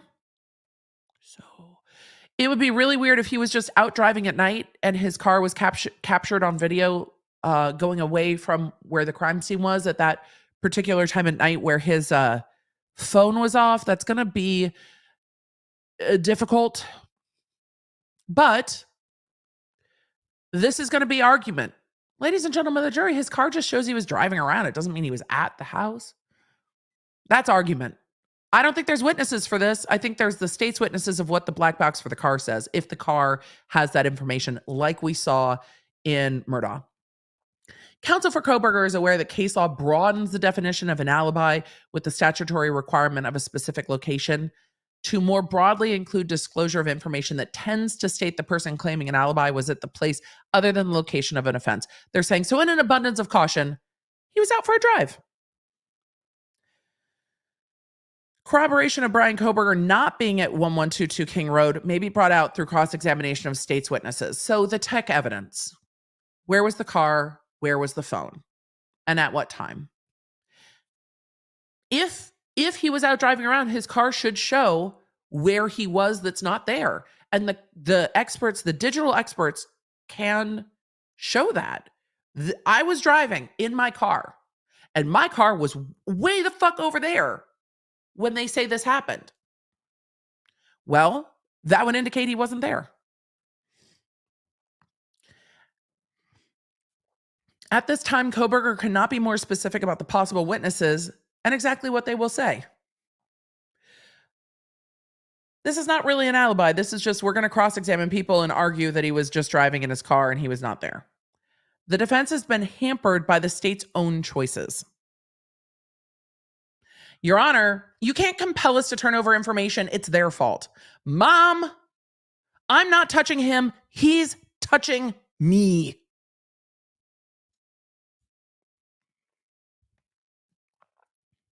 The state chose a secret grand jury rather than the planned preliminary hearing. There's that. Your Honor, we could have all sorted this out together, but they went and hid their witness testimony. So we don't know. Had the state moved forward with the prelim, the defense would have had an opportunity to develop testimony through cross-examination and witness presentation. Right, what that's not is an alibi. What that is cross-examination. What that is doing your job. That's an alternative argument. That's not really an alibi. Ladies and gentlemen of the jury, he was out driving. He was out driving his car. That's doubt. It's reasonable doubt. Instead, the defense has only received, on July 27, 2023, a copy of the testimony the state chose to elicit. Well, something about a grand jury. Review of such is underway. Look, if you want to go into criminal work and you have control needs, being a defense attorney is not for you because you get stuck a lot with the choices of the state. And then you have to make do. The state gets to choose to charge, to not charge, how to proceed with the charges, the witnesses. The state has a lot of power in these choices. And the defense gets to, here's what you've got. Good luck. The defense had to obtain investigation materials from the state's investigation counterparts, the FBI, through an order compelling the state to provide such materials. Yeah, it seemed like the FBI was like, oh, where? Idaho? Okay, we'll get back to you. The state made draft disclosures just 2 weeks ago. The sufficiency of these disclosures is currently being analyzed. So they're like, Your Honor, we can't do our assignment if they did not do theirs. But again, what this is not is an alibi. This is an argument. Corroboration of Kohberger not being at 1122 King Road may be brought out through expert witness presentation. That analysis is underway. And I think that's fair. The defense has been diligently working to analyze relevant discovery materials and conduct its own investigation. Notably, the defense had to obtain a court order to receive relevant discovery material. That delay hampers the defense investigation. The defense acknowledges a vast amount of discovery has been provided. Discovery is received on a nearly weekly basis. The defense reviews and acts on discovery as quickly as possible, including making appropriate supplemental requests for discovery. The state's motion is an attempt to force the defense to open its work product files and let the state peek inside. No, I think they're just saying if you're going to bring in alibi witnesses, you need to disclose them. And if you're not going to bring in alibi witnesses, then you're going to be barred at some point from doing so. The defense has stated all that can be firmly stated at this time. There's no alibi defense, is what they're saying. This is not trial by ambush from the defense. This is the defense requesting information as quickly as possible, yet in some instances face the delay of requesting a court order to obtain information. The state continually uses those opportunities to attempt to force a waiver of speedy trial. That is a decision left to Mr. Kohberger and Mr. Kohberger alone. Does it feel like the state is forcing them to waive speedy trial? Doesn't feel that way to me. Kohberger was out driving alone. Corroborating evidence may come from cross-examination of state's witnesses. That's going to be an alternate theory on argument. Kohberger doesn't need to testify to that. I don't think we'll see Kohberger testify. This is cross-examination of the state's digital experts. And argument. Corroborating evidence may come from presentation of defense experts. Mr. Kohberger is aware of and will comply with his continuing duty to disclose. That's not an alibi. That's alternative argument. So that's it. We're starting to see how this case is shaping up and what the state's going to prove and what he's going to prove. Prove that I'm there, because my argument is I was out driving at night. So you, state, your duty, your burden is to prove that I was there. The state is going to be like, all right, well, here's what we have. And then the defense is going to be like, well, he was driving at night. How they deal with any of the DNA that was found at the scene is going to be an argument for a different day. But for now, we're going to go from talking about Idaho to talking about Mr. Beast, because it is time to get into this BeastBurger lawsuit.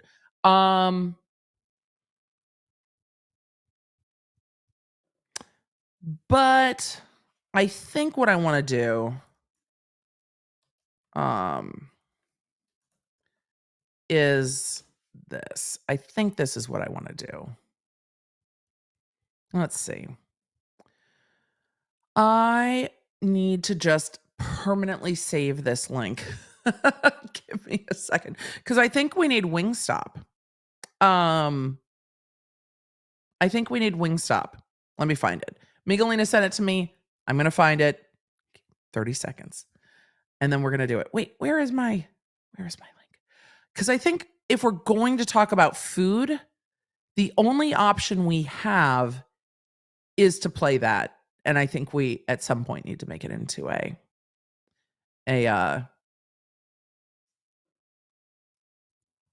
am I going to say? We need to make it into a bumper. All right. Let's do it. We're going to talk about BeastBurger. And I hope you didn't work 10 hours. But if you did, this might help. If you didn't, it might not. If you haven't seen it, here we go. Thank you. Oh, I want. It's Wingstop. What time is Wingstop open till? What time is Wingstop open till? What time? I don't know. All right, everyone. It might be loud in the headphones. I'm not sure.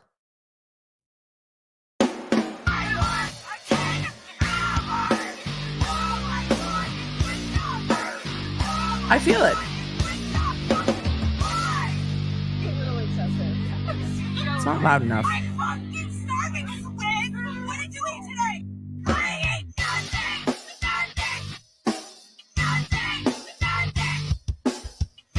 You know what I need? You know what I need? Here's what I need. I need Beavis and Butthead to react to Wingstop Heavy Metal. Like, that's what I need. I also need this a little louder. I'm waiting for my TikTok algorithm to show you that I'm not embarrassed by this. I'm just gonna tell you. My son has a new hobby, and I might have gotten sucked into it. And so I'm mildly embarrassed that I've been like pulled into my kid's hobby. Like, I don't want to step on his flow, but also he has gotten very into modding keyboards. So I'm waiting for my algorithm to betray me and tell you how deep down the rabbit hole I have gone into modding keyboards. I will keep you posted.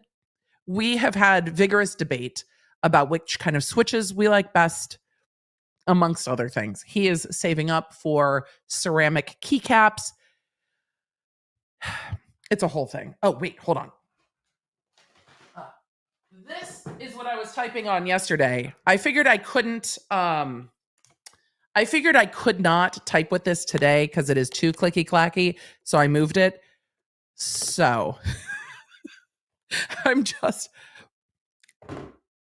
when you see the eventual shift to nothing but keyboards, like when the pens disappear and the keyboards are in the back, I apologize. I am surrounded by many makers who do all kinds of things. I am a 75 to 95% keyboard kind of a girl, but this keyboard, look, you guys are love it. Okay. Oh no. This has blue switches. Hold on. Let me put this back in. But this one, I'm gonna have to do this after stream. This one is this is a typewriter styled keyboard for my computer. But I can also put my iPad in it. This actually is functional, but I don't want to accidentally close my stream. Oh, it's turned off. I'm obsessed. Okay. Now you know. Emily, how much nerd are you? All. How much nerd are you? All nerd. All. So, we've been modding keyboards. So I'm waiting. Again, my algorithm will betray me. But for now, I need to Wingstop again. I had to make it louder because it didn't feel rock and roll enough to me. So I hope that this isn't too loud for those of you wearing headphones, but it doesn't hurt my headphones. So, all right. Are you ready for Wingstop Part 2 and then we're done? Wingstop Part 2 and then we're done. She works 10 hours.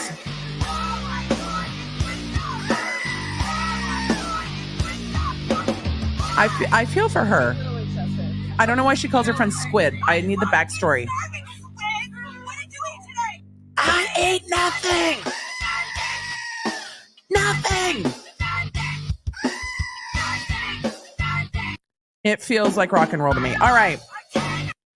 All she wants is Wingstop, not BeastBurger. Let's find out why. Well, that was our swoop. I love nerdcore for the win. I saw this. Emily, the rabbit hole is deep and bottomless. Oh, there is no end to the money that can be spent modding keyboards. Oh, there is no end to this rabbit hole, but it makes both of our ADHD hearts happy. And one of the things we love is novelty. So having multiple keyboards to choose from is going to make work feel like a novelty. Except my kid loves a 65% keyboard. So it's like too small for me. So now we're not like shifting. I think she calls her Swizz. Maybe. Oh, there's tons of typewriter style Bluetooth keyboards. All right. Let us continue on, shall we? It's time to talk about Mr. Beast being sued.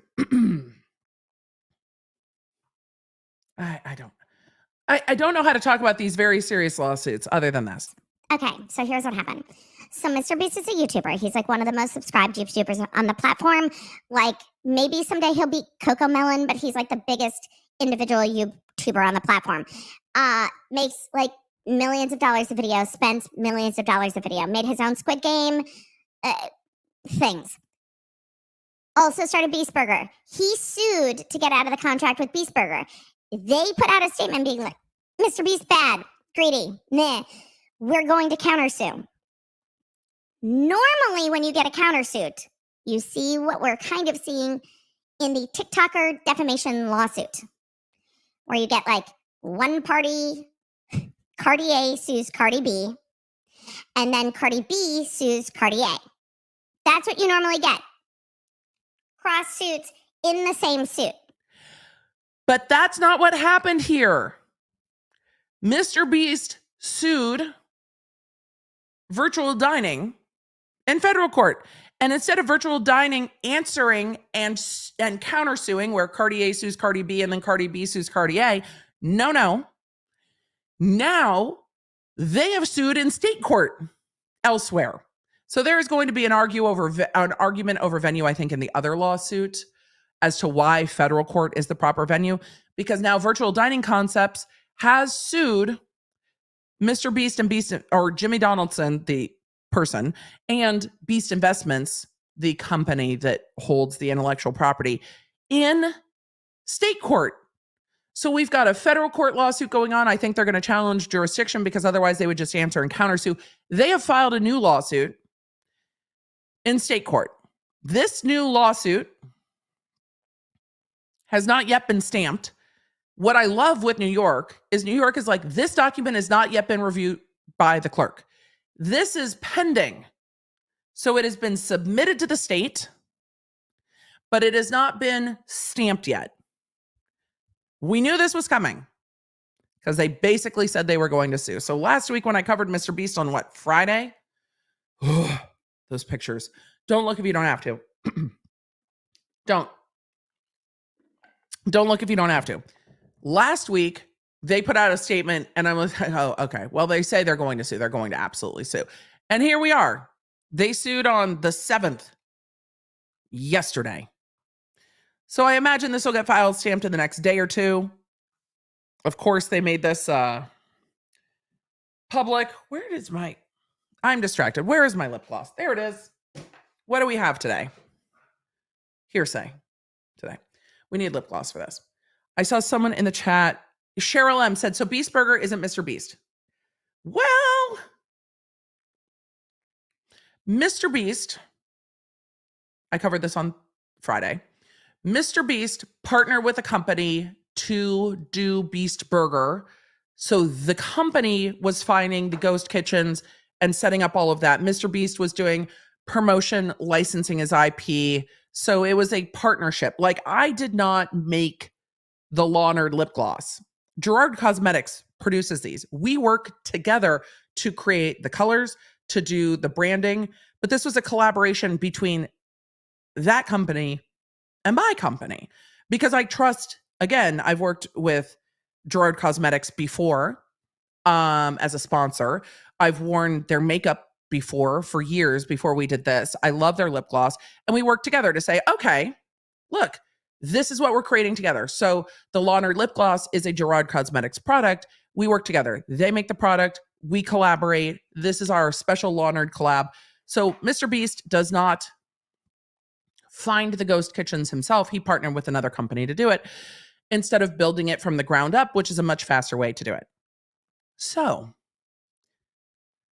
VDC and CVD, we're just going to go with VDC. Virtual Dining Concepts and Celebrity Virtual Dining, those are the two companies behind BeastBurger. Beast Investments holds the intellectual property for Mr. Beast. Jimmy Donaldson is the human Mr. Beast, a tall 25-year-old human. So that is Mr. Beast, given name. So they are suing in New York. Plaintiffs, through their attorneys, are suing defendants. Introduction. Oh boy. This is a case about the defendant's greed.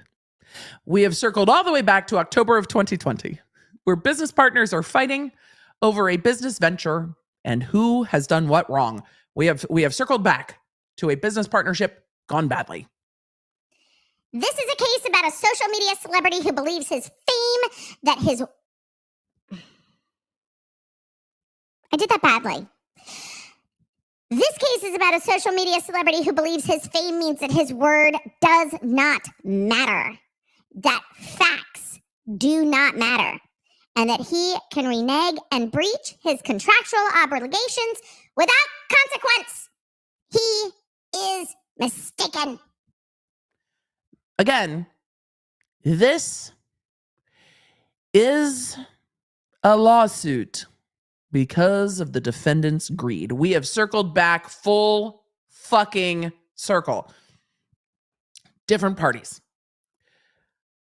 However, we all have now seen a lot of pictures of raw chicken. Like a lot. Like any party to a contract, Donaldson must be held to his word. Well, as must you, good sirs. Cook the chicken and be held accountable for his contractual breaches and other misconduct. Oh, please do tell. What is the misconduct? We saw the pictures of the raw chicken.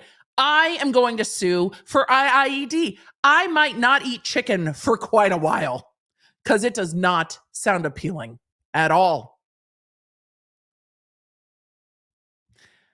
Including but not limited to 1, failing to comply with contractual publicity and promotional obligations. I'm sorry. Hold on.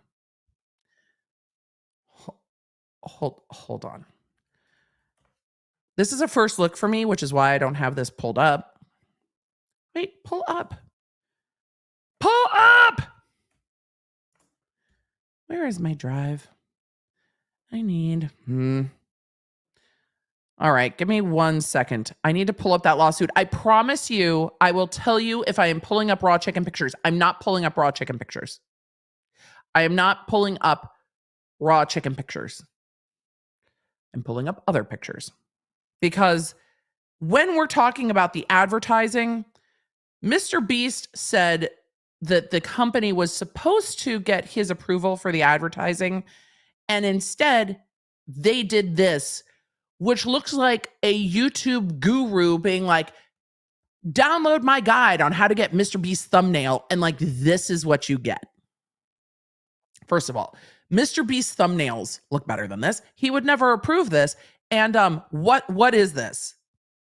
What in the tiny hand is happening? No.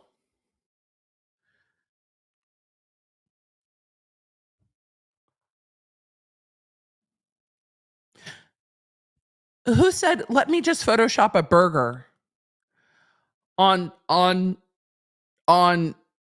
top?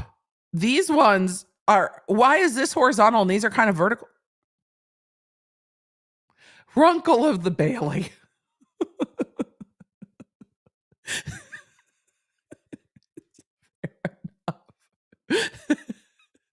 Graphic design is my passion. That burger was not put in his strong hand. No, it's just. What are these? Mr. Donaldson was not adhering to his publicity obligations. This is the publicity you put out. This. What is this? What is this? Chat. Oh, you're the best. What? He needs a Viking ship in the water. I will put the lawsuit up so you guys can download it to put the Viking ship in the water if you would like. Why the prayer hands? I don't know.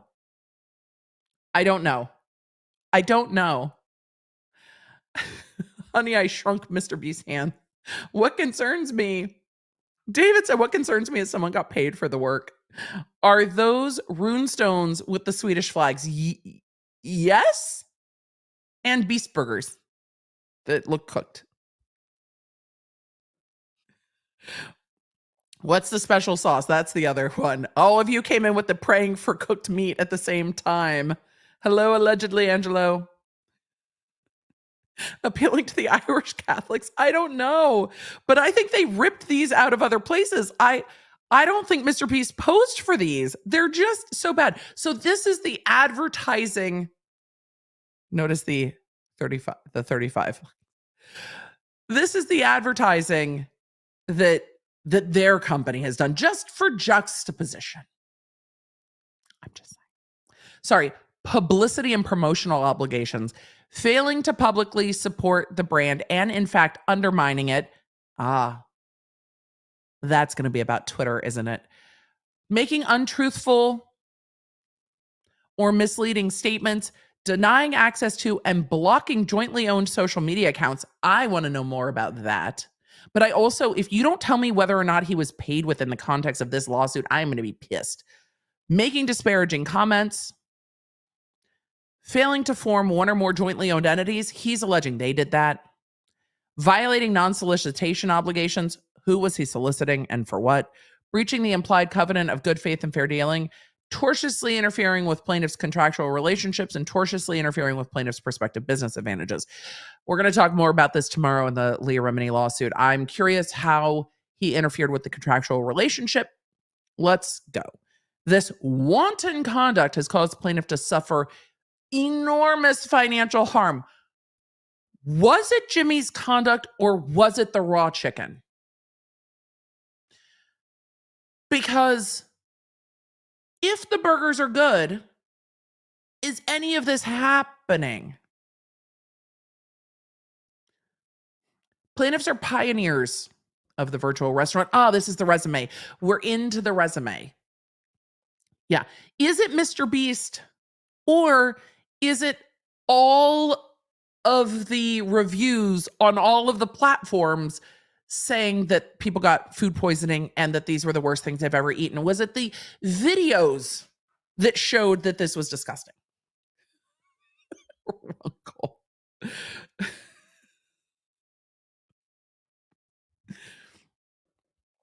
Hey, Joe made a good point. Could anything Mr. Beast say on Twitter really damage this company if it's just opinion, according to the judge in Nate the Lawyer's lawsuit? Right? I'm gonna put up a poll when we get to the end of this.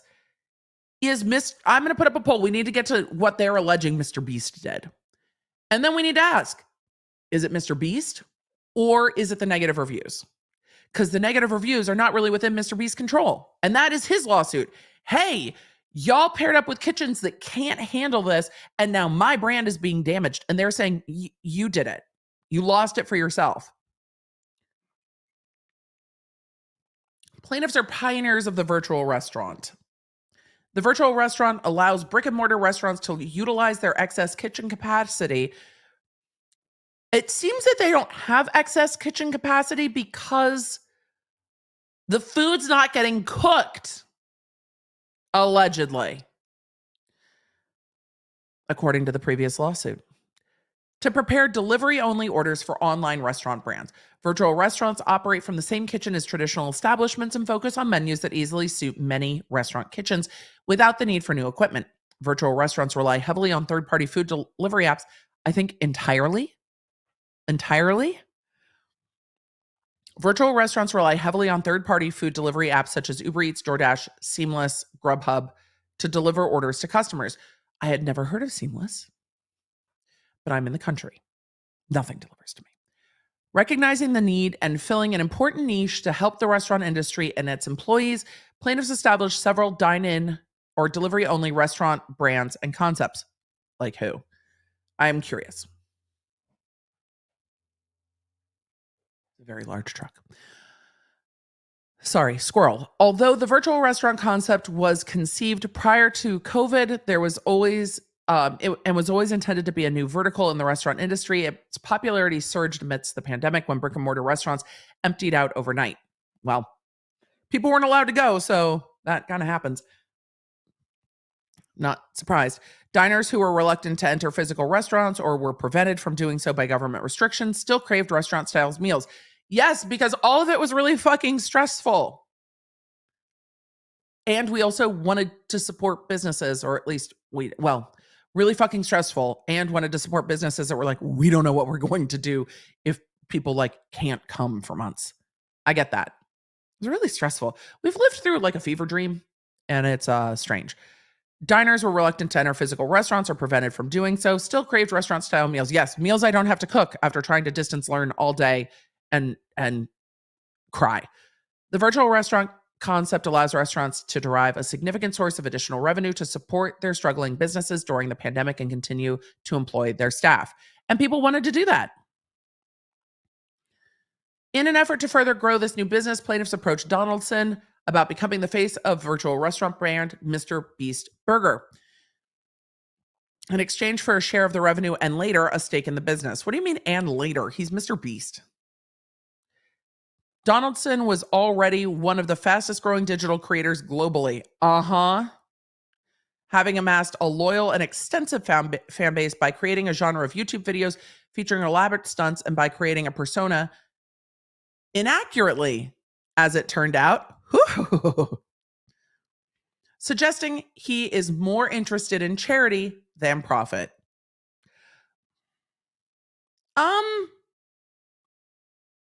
Okay.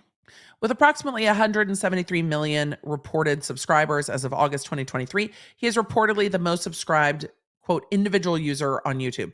Well, individual creator, and that's just like verifiable, though.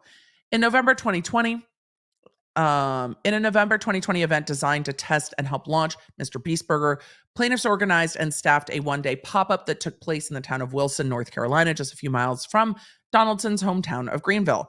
Donaldson and his three closest friends gave away free meals and prizes to thousands of Donaldson's fans. A line of cars outside the temporary brick-and-mortar location was so long, reportedly more than 20 miles, that police officers had to shut down the restaurant for disrupting traffic. Okay. Pursuant to the party's bargain, Donaldson thereafter posted a YouTube video featuring the pop-up event and announcing the launch of Mr. BeastBurger. Heretofore referred to by me as BeastBurger because it's easier for me to say. The video quickly became the #1 trending video on YouTube. I mean, shock. Shock. BeastBurger landed in the top 5 most popular Google searches, and BeastBurger mobile app became the most downloaded app on iTunes and Google Play. Yeah, that's why you partnered with him.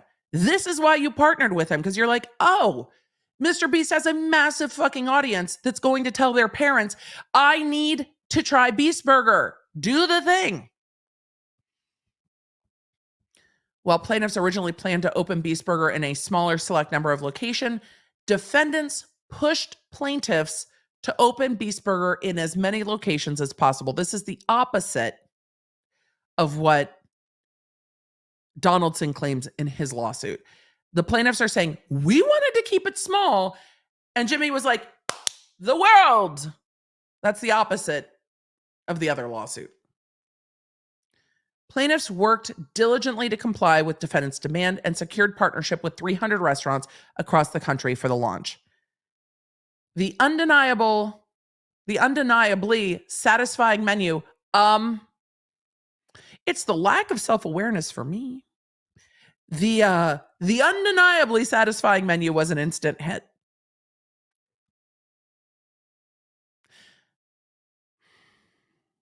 Challenge.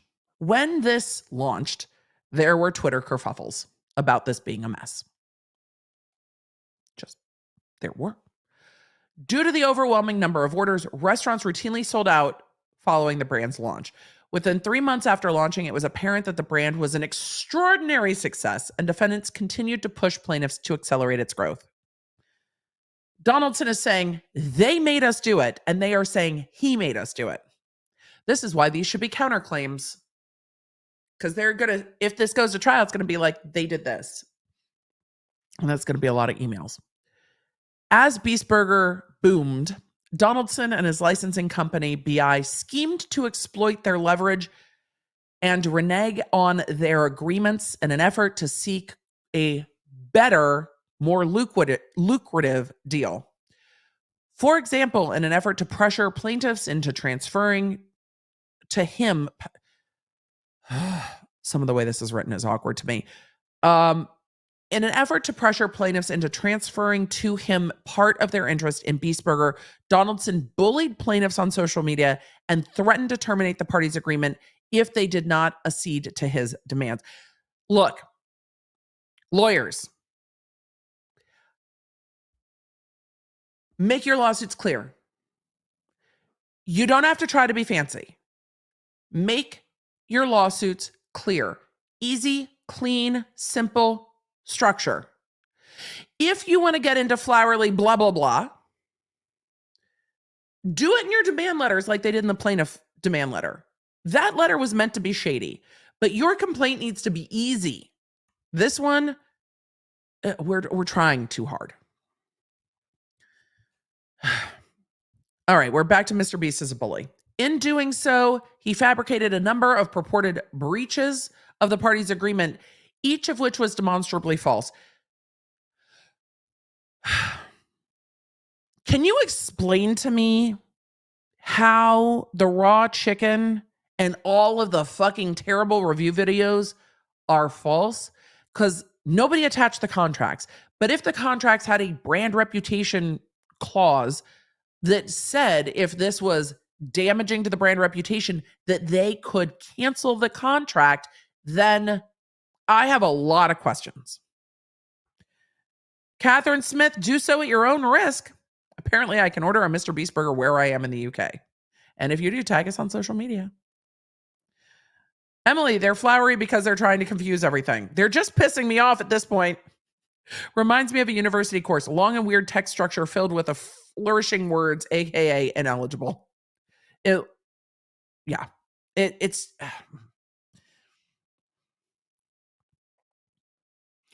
so they're saying that these were fabricated breaches of the agreement.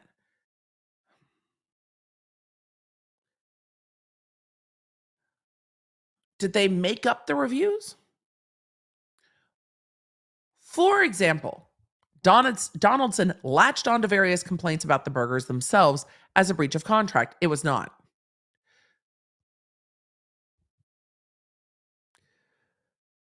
Okay, tell me more about that. There were some complaints about the burgers. Talk about the chicken. As is customary for any burger restaurant, but these were relatively few in number compared to the overall numbers of burgers sold.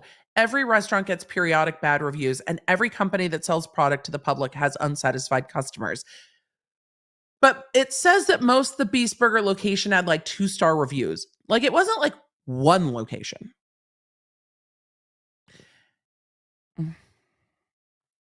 Okay. I agree that every restaurant gets bad reviews. Sometimes things go wrong. I absolutely get it. Stuff happens. I don't think that this is just bad reviews.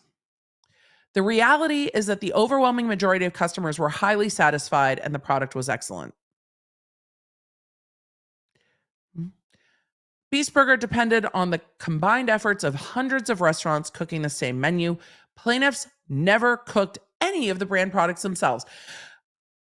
That's not a defense if it's your job to QC the food. If your job is to procure partner restaurants and make sure that those partner restaurants are upholding the standards, you can't just say, we didn't cook it. What? But Your Honor, like, we weren't in the kitchen. So you can't, like, sue us for the raw chicken reviews. Like, not our bad. What? Plaintiffs never cooked any of the products themselves. Ha! We didn't cook it, Your Honor. Not our problem. But rather put into place the underlying infrastructure using their restaurant industry expertise and business know-how to get a burger cooked and delivered. Plaintiffs are professionals with decades of restaurant and business experience. Donaldson has no such background or experience. Donaldson has experience in building a community and going viral, though. So when you cross him, do you know what he's going to do? Go viral. The chat has made an excellent point. Lots of you, well, no one cooked it. Fair. They just made sure there's a kitchen. They didn't make sure the food actually got cooked. Plaintiffs didn't cook it. The restaurants didn't cook it. Your Honor, it's not a problem. No one cooked the food.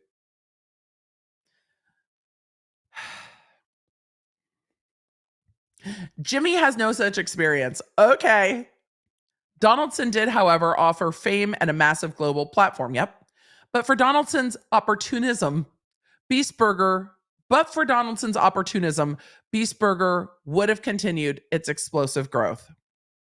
It's causing explosive something. I don't think growth is what it is, though, at this point.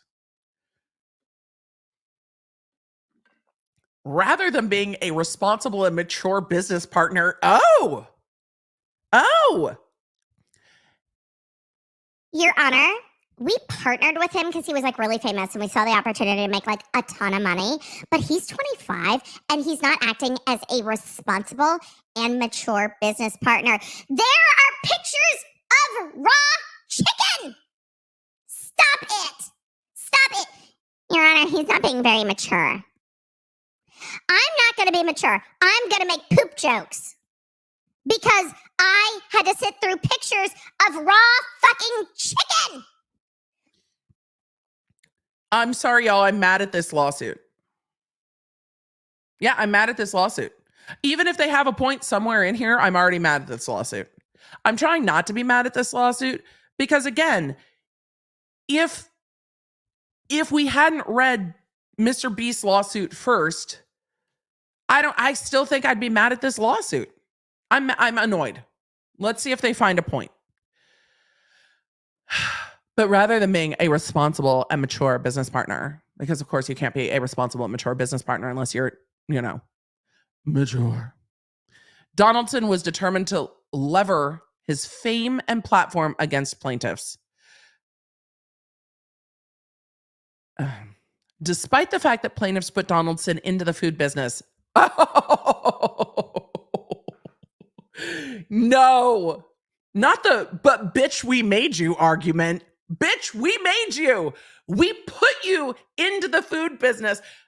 VDC, no one would know who you are if it weren't for Mr. Beast, though. They're like, we made you. We made you. I am getting this is the conversation I'm seeing in my head. We're up here and you're down here. We are not the same. This is what it's giving. Now they just want to shit on Mr. Beast. I don't know if that's going to go well. Here's what I'm soapboxing for a minute. It's not really a soapbox. I'm sidebarring. We're going to sidebar for a minute. Y'all remember when Ryan Kavanaugh came for Ethan Klein for making fun of him? And that went spectacularly badly for Kavanaugh. Because Ethan Klein is a social media personality with an audience that has opinions. Mr. Beast is a social media personality with an audience that has opinions. So if this is the hornet's nest that you are going to wrangle, it's not going to go well.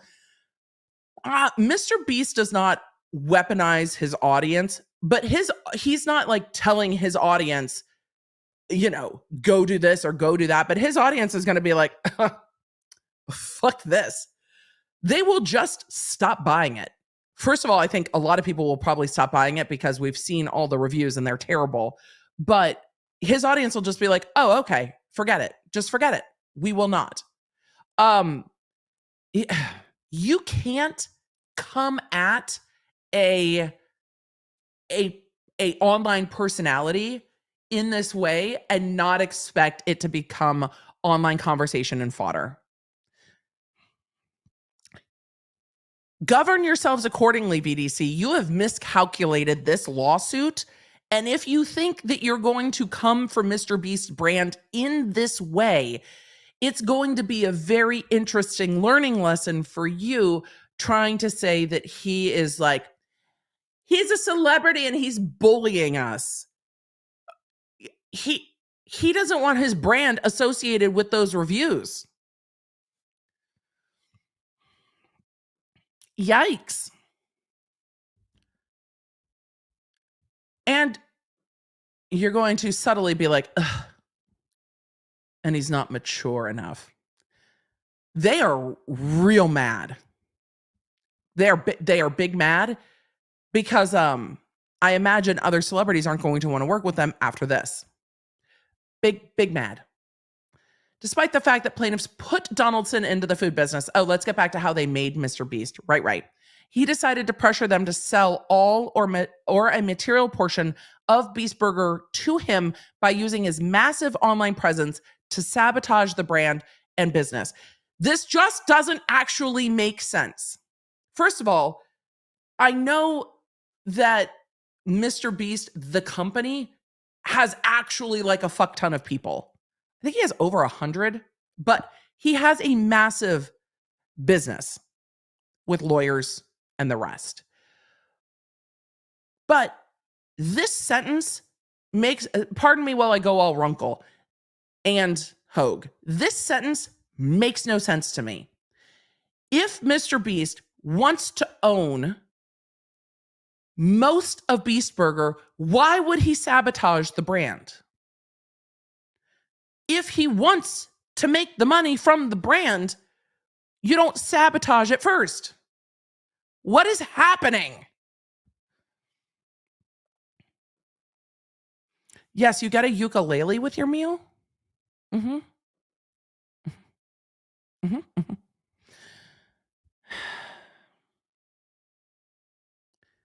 Despite the fact that plaintiffs put Donaldson into the food business, he decided to pressure them to sell all or a material portion of BeastBurger to him by using his massive online presence to sabotage the brand. Why do you want a brand that's been sabotaged? Armed with his, oh, Runkle, we sang that last week. We sang Toxic Burger Chain on Friday. Mm-hmm. And we started writing a longer one. It was really good. Armed with his celebrity and many millions of followers, Donaldson disparaged the brand and plaintiffs in a slew of highly damaging, you don't need to say all of the words, social media posts, which were quickly amplified in numerous media outlets, just as he intended. For example, on or about June 8th, Donaldson posted the following on Twitter in reference to BeastBurger. I need to see what the first tweet was, because I don't remember. I think these tweets are deleted. If I had the ability to close it, I would have done so a long time ago, sadly. Sometimes when you're young, you sign a shit deal. Sad face. They swooped on this immediately. The fact that they grabbed a screenshot of it from somewhere when it only had 7 views is pretty wild. But also, how damaging was it if it only had 7 views? I don't think it ended up with only 7 views. But where did they pull that from? Because that's fucking fast. On or about June 16th, Donaldson tweeted in response to a follower's inquiry as to whether Donaldson will retire BeastBurger. I need the date. I would if I could, but the company I partner with won't let me stop, even though it's terrible for my brand. Young Beast signed a bad deal. More recently, on or about July 20, 2023, Donaldson tweeted in a response to an apparently dissatisfied BeastBurger customer, oh, there are customers that are dissatisfied that are going after his brand on social media, and he wants to protect them? Weird. Also, there's no date on this screenshot. Yeah, it's impossible to guarantee the quality of orders with virtual restaurant. Hurts my soul to see orders messed up. Sadly, I can't get out of my deal with BeastBurger. Hence why I'm never giving up control of Feastables, so I can always do what's best for my fans. Harsh lesson to learn. During his campaign to torpedo the brand, e.g. responding to unhappy fans, Donaldson nevertheless unwittingly conceded that he, in fact, had a deal. Your Honor, there's a contract. He acknowledged the contract. Yeah, he said that in his lawsuit. And he said that you violated it. This is very different perspectives on these course of events. So they're mad about the tweets.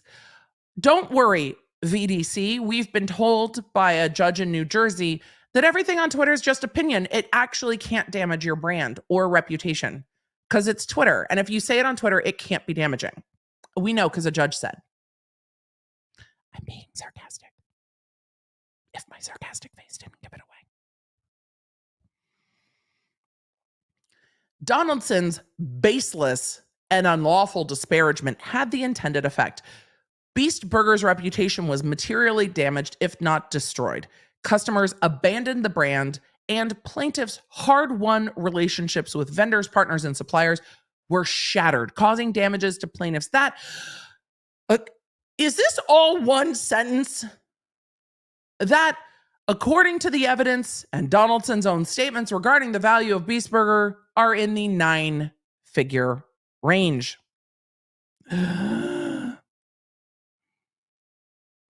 They're shattered. Their reputation is shattered. And I want to know how the reviews play into this. Sadly, Donaldson's conduct has also damaged the bottom line of hundreds of restaurants across the country and around the world. Shame on you, Jimmy, they say. You wanted to help restaurants during the pandemic, and now you've damaged the bottom lines of hundreds of restaurants. If they had cooked the food, this wouldn't be a problem. The whole thing started with the bad reviews. The lawsuit is over the bad reviews and the quality control. That is the problem, as evidenced by the bad reviews. That's the entire problem. If the reviews weren't bad, we would be here maybe fighting over whether or not he'd gotten paid. Did you pay him? If I don't learn by the end of this lawsuit whether or not he's been paid, I'm going to be pissed.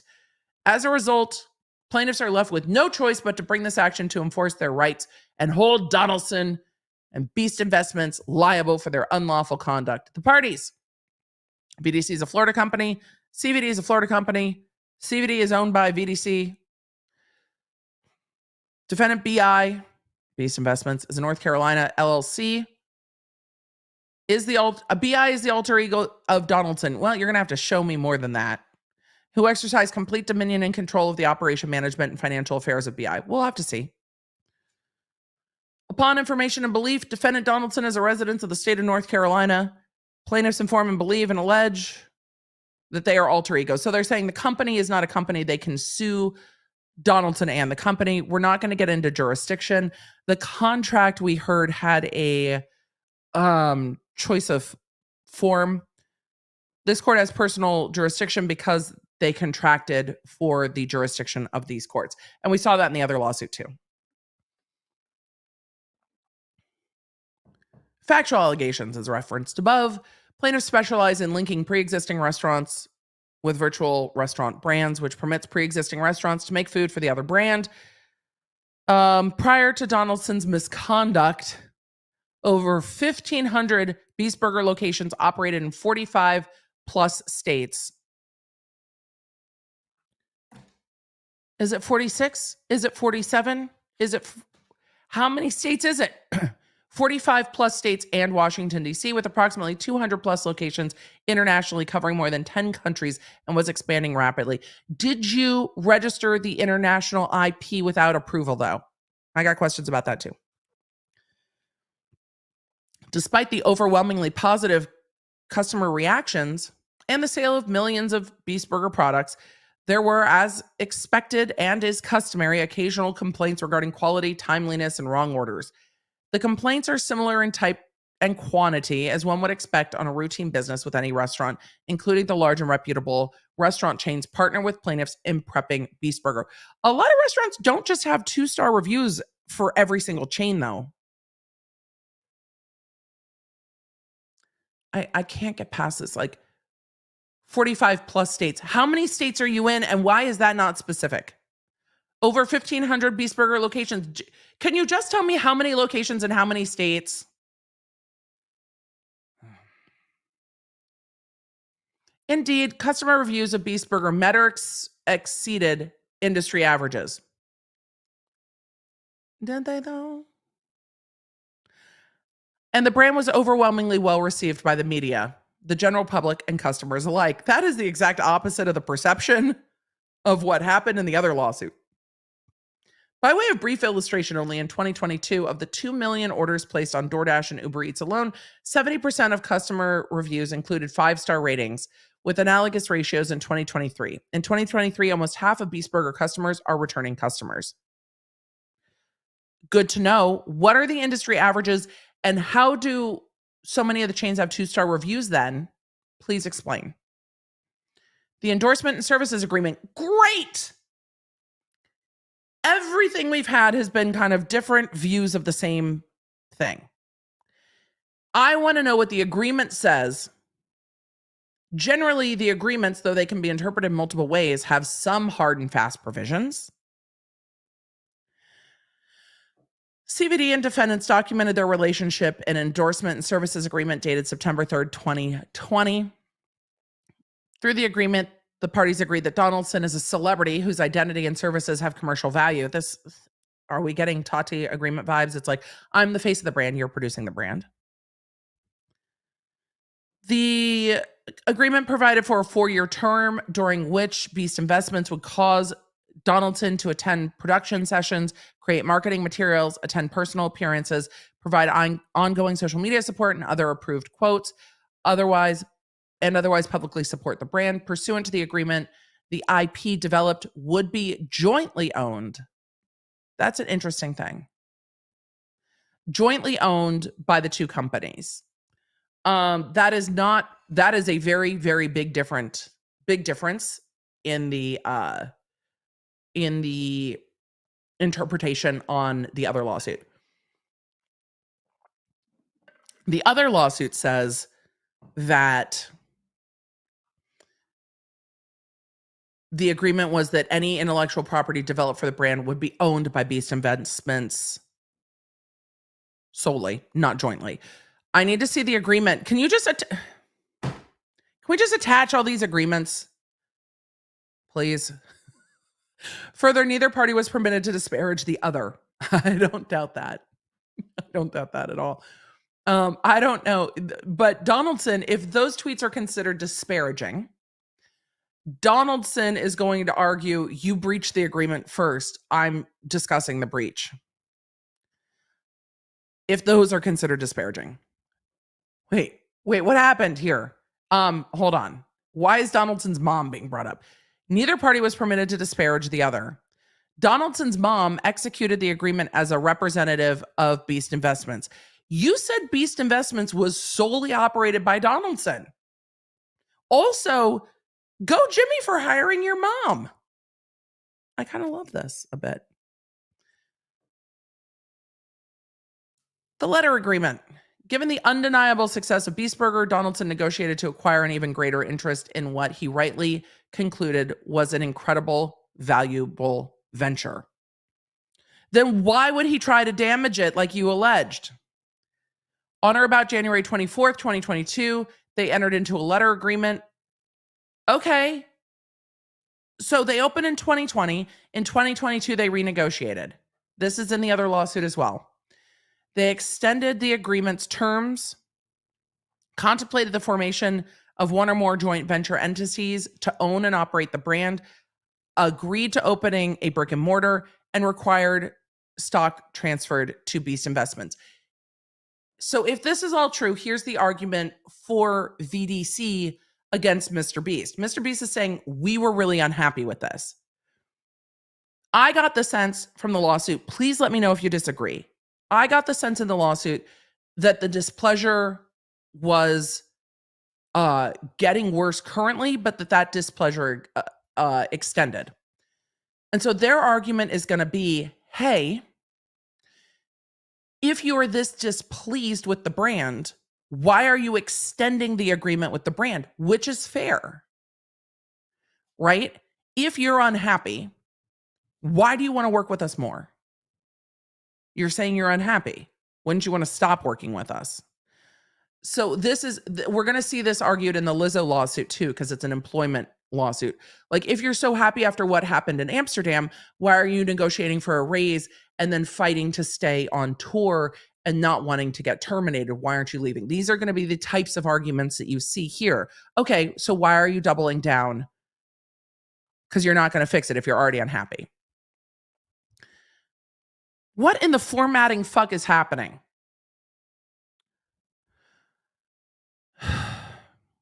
Defendants attempt to further procure an even greater stake in BeastBurger. Recognizing the significant and increasing value, I mean, that's assumption, of the business in or about November 2022, February 2023, and June 2023, defendants attempt to retrade on the letter and agreement to obtain a larger share of the brand. I wonder if the argument from BeastBurger will be, we wanted more control so we could fix it.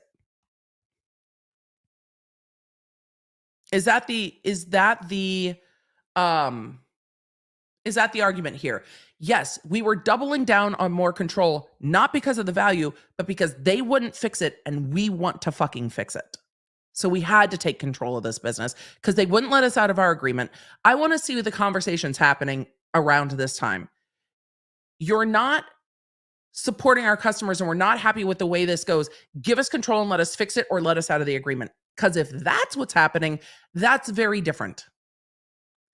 The proposals were unreasonable and unacceptable to plaintiffs. If it was give us control and let us do what we want, get out of our business, I wouldn't be surprised that would be unreasonable to them. Plaintiffs rejected those. They were declined to acquiesce to that request. I hate this formatting. Defendants falsely accuse plaintiffs of breach and purport to terminate the agreements. Frustrated by their inability to extract a new deal, I'm not mad at that. That language is not just puffery. That language actually is kind of, it fits here. It's not overdone. Frustrated with their inability to extract a new deal more favorable to defendants, on March 30th, 2023, defendants counsel sent a letter to plaintiffs fabricating several alleged breaches. So before any of the tweets, they were saying that they were frustrated. They tried to negotiate November, February, and June. But in March, they're like, we literally can't.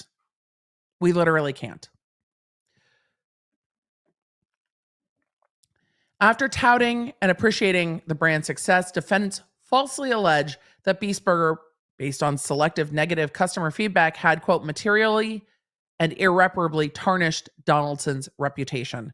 This was patently false. Law nerds, I'm gonna let you decide. Did any of you watch this trend? I've not seen BeastBurger trend in a good way.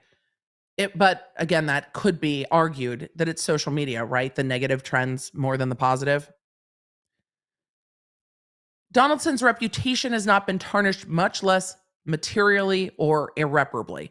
Indeed, Donaldson himself tweeted in July 2023 various metrics and statistics showing that in the first half of 2023, during the period he claims to have been materially and irreparably tarnished, his social media exposure, the metrics upon which he and his brand thrive. I love that they're like, Mr. Beast is a numbers queen. He just needs more followers, more money, more greed. Like, it's the metrics upon which he and his brand thrive.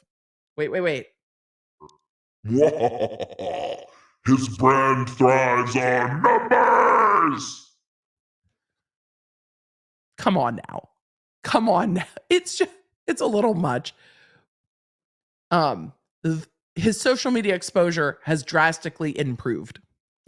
Specifically, in 2023, Donaldson's own management company touted that Donaldson now has more than 430 million followers across his social channels because he gives away Teslas and shoots videos with celebrities on billion-dollar boats.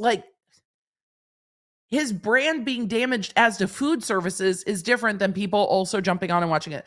Okay. I'm not even going to try. His management company touted that he now has more than 430 million followers across all of his social channels. He's the fastest growing YouTuber this year. He's doubled his average views in 30 days per YouTube since 2022. The fastest growing TikTok channel from January to May, 15.5 million new followers. Jimmy's Instagram has seen the most growth of all his social platforms this year, up 150%. The post ends with the following accolade. Not bad for the first half of 2023. Can't wait to see where he's at the end of 2023. In short, Donaldson himself refuted, if not eviscerated, his claim that his reputation has been tarnished by plaintiffs or the brand. They're like, he keeps growing. All he does is win no matter what. So the burgers ain't a thing. Much less has it been tarnished irreparably. I mean, How does well, they made him, right? They put him into food. Wait, that sounds wrong. No, the burgers aren't made of actual Mr. Beast. They made him, but how does how does Mr. Beast show that his brand reputation has been damaged? How do they show that? The reviews? Because it's not hurting his views on his YouTube channel. Defendants next accuse plaintiffs of filing international trademark registrations. I'm sorry, this court has no knowledge of that. Excuse me? Counsel?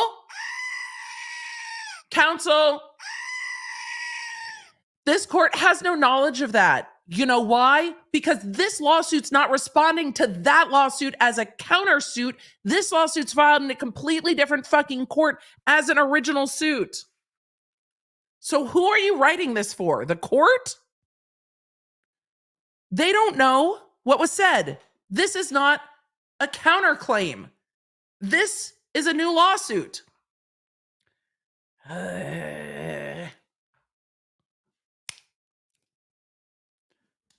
Defendants next accuse plaintiffs of filing international trademark registrations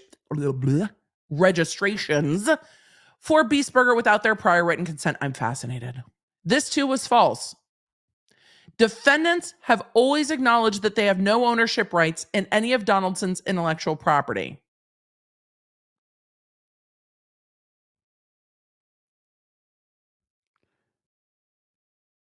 What?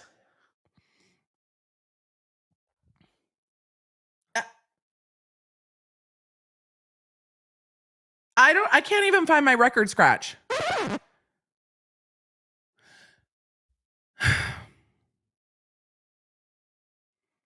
Defendants, Mr. Beast, defendants, Mr. Beast, have always acknowledged that they have no ownership rights in any of Donaldson's intellectual property.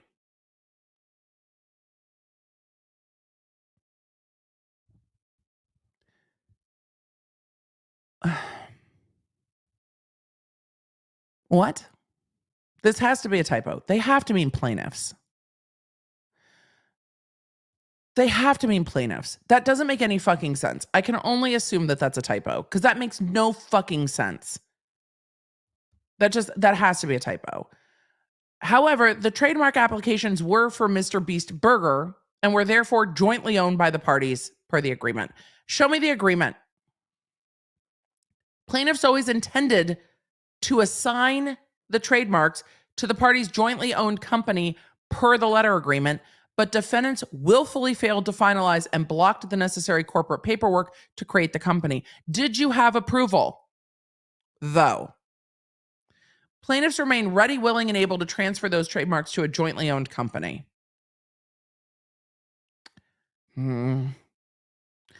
Defendants then assert that plaintiffs failed to create a jointly owned company to permit defendants to appoint a manager thereof. Defendants again ignore the facts. As noted, it was defendants who failed. They did it. I know you are, but what am I? Defendants failed to finalize the paperwork and block the formation of the company. This is the kind of stuff that gets sorted out by a jury. If this goes to jury, this will probably go to arbitration. But this is the stuff that gets sorted out by this side said this side said this side did this side did that. Plaintiffs hired an interim manager for the brand with defendants' agreement. Defendants failed to retain permanent management despite plaintiffs bearing the cost of defendants' search. Finally, defendants falsely accused plaintiffs of failing to transfer shares in the business pursuant to the agreement, even though plaintiffs had already done so on March 28th, 2022. Your Honor, they're saying we didn't do it and we did. Why are these formatted this way? In an April 5th, 2023 letter to defendants, plaintiffs spelled out those facts, rejecting defendants' baseless accusations, demanding defendants rescind their assertion of breach. So they sent a letter in March saying, you've breached your contract, let us out of the agreement. And they sent back saying, nuh-uh. Nuh-uh. We didn't breach, and I demand that you retract it. Defendants hijack BeastBurger's social media accounts and knowingly and intentionally disparage and damage the brand and its business. If Mr. Beast or his team had control of those accounts, I don't think this would exist. I'm just saying. I don't think this would exist. If Mr. Beast had control of this account, I don't think this would exist. Because I guarantee you he fucking hates this. That is all supposition. All supposition. But given the fact that I know that Mr. Beast will spend upwards of 10 to 20,000, if not more, on a thumbnail for a YouTube video, there's no way that this shit is okay.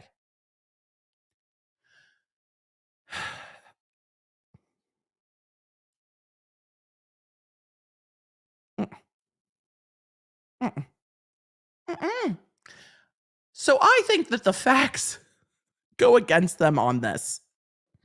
I think the facts go against them on that. I don't think tell me more. Now I'm just confused. Somebody go look at the social media account. Maybe they're down. Oh, Runkle, I've got stories. I've got thumbnail stories aplenty. Defendants refuse to withdraw their notice of breach and threaten to terminate the parties' agreements. I demand you retract that statement. No. My name is Inigo Montoya. You killed my father. Prepare to die. My name is Jimmy Donaldson. You killed my BeastBurger. Prepare to die. Defendants refuse to withdraw their notice of breach and threat to terminate the parties' agreements. Instead, defendants resort to gamesmanship and various bad acts to sabotage the brand in violation of the agreement. On April 21st, plaintiffs posted to the Mr. BeastBurger Twitter, TikTok, and Instagram accounts an announcement of BeastBurger's launch in Mexico and Ireland. That one?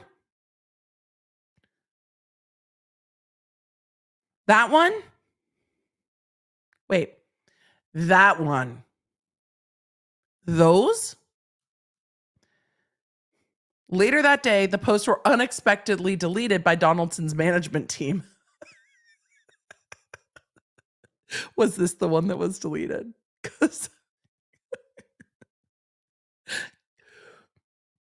Donaldson, by the way, in his lawsuit alleged that all of the posts with his name and likeness needed to be approved. I don't think those were approved.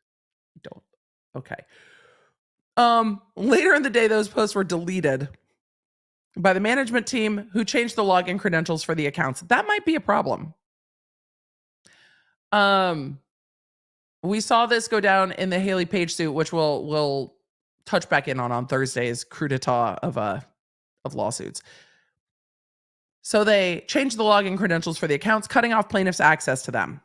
As Donaldson well knew and knows, social media is the brand's primary and essential means of promotions and communicating with fans, customers, and potential customers. Given plaintiffs' inability to promote BeastBurger through the brand's social accounts, sales declined and have continued to decline. Is it the lack of social, or is it the reviews? But that was only the beginning. On or about June 8th, Donaldson took an improper and malicious online swipe at the brand. Ooh. Tweeting, "That's why I'm now so focused on Feastables instead of BeastBurger. Virtual restaurants make it hard to guarantee quality of the order. Feastables, I can be confident you'll get what you buy." Ironically, Mr. Beast had no qualms promoting Feastables, his chocolate brand, which has had material quality control issues, as evidenced by the following illustrative Amazon.com review calling the product terrible. Wait, so now the reviews have weight? When did the reviews have weight, and when are the reviews acceptable? Didn't you just tell me earlier in this lawsuit that it's acceptable to have some bad reviews, that like a bad reviews is a what? Also, my kid really enjoyed Feastables, so my husband ordered more Feastables. The chocolate bars, which only have 5 ingredients, so I imagine when you ship them, particularly in the South in the summer, they could arrive melted. They came with like an ice pack and like wrapped so they wouldn't break in shipping. They were shipped cold. That was my experience buying Feastables on Amazon. And I looked at Dr. B and I was like, why didn't we just go get more at Target? And he's like, I think they're sold out at Target. And I was like, oh, okay. Okay. I purchased 6 bags of non-returnable poop. So at this point, the reviews matter. But when the reviews are about BeastBurger, they're just kind of acceptable quirks in a business. Isn't this an acceptable quirk in a business? How many reviews like this are there of Feastables? Because you gave me one. Beast's lawsuit has like 100 pages of shit. Later the same day, Donaldson tweeted again in reference to BeastBurger. If I had the ability to close it, I would have done so a long time ago, sadly. Sometimes when you're young, you sign a shit deal. That's true. I've seen a lot of influencers have that happen to them. It has happened to me. I think it happens when you are in business, building something different and learning, it happens. It happens, and it's real frustrating and oftentimes expensive. Donaldson knew and intended that these messages would cause irreparable harm to BeastBurger among his loyal and fanatical online followers, the brand's primary customers. Then maybe make sure that they're not posting pictures of raw chicken in their reviews by not serving them raw chicken. Also, what are these tweets responding to? Donaldson's misconduct continued. Oh, we're just rehashing now. On or about June 16th, he perpetuated the rumor that the brand was closing, triggering everyone, triggering widespread concern and confusion amongst customers, market partners, and vendors. I started Mr. BeastBurger. What date is this? What screenshot is this? What date is this on? I started Mr. BeastBurger to help restaurants make more money during the pandemic. Also, I don't doubt that these are real tweets because I remember seeing these tweets in the morning. My daughter loves Feastables, but having a 5-year-old walking around saying she wants D's nuts in Targets get me some very strange looks. It makes me feel like the 90s because my 11-year-old finds nothing funnier than saying D's nuts. And it really reminds me of being in high school in the 90s. But, you know, as my child is nearing the tender age of junior high school, my favorite of all of the age groups, D's nuts is now a full answer to most questions at my house. So if I'm going to complain about Feastables, I think complaining that my child says D's nuts too frequently would be my only complaint. Which I actually told Carl at VidCon. I was like, you know, also D's nuts. Thank you. For all the parents out there whose child is like, I want D's nuts. Thank you. Some parents have a sense of humor. I'm sure some have lots of a sense of humor, but it's just...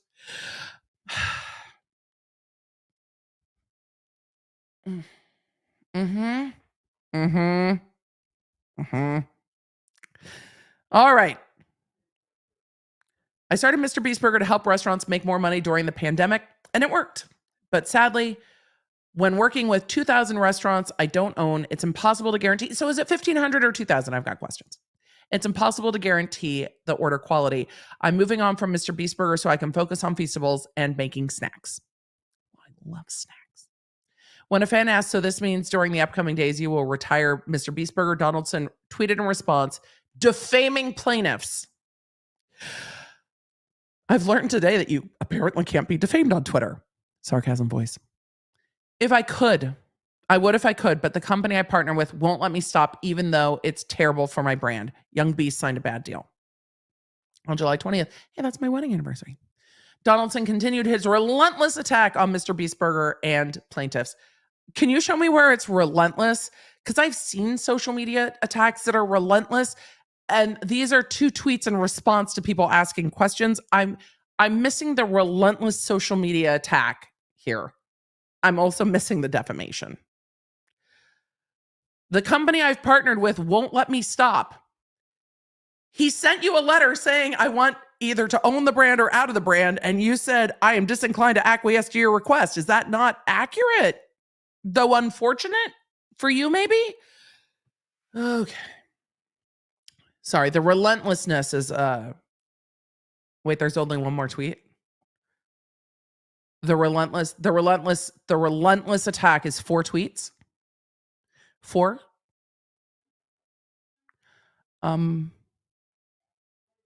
Okay.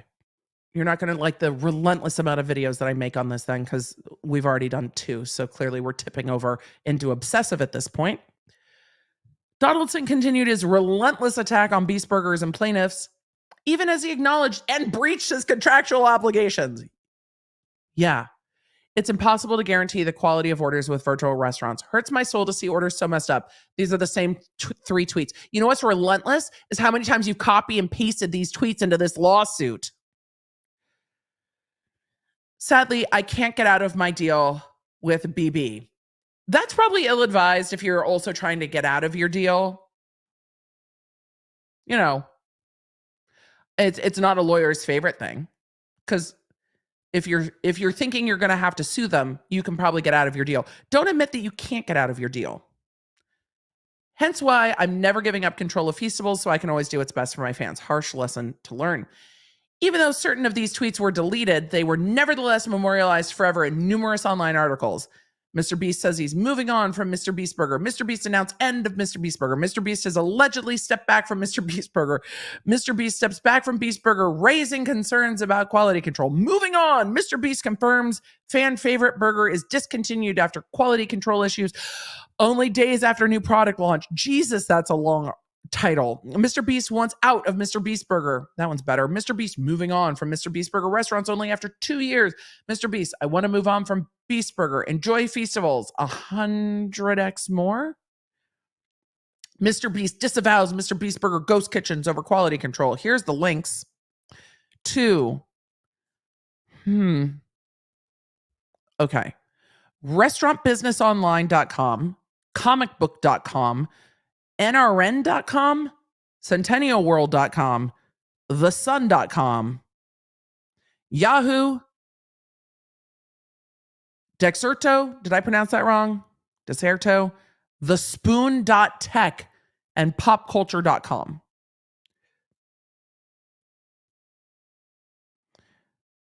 Memorialized in numerous online articles. Okay.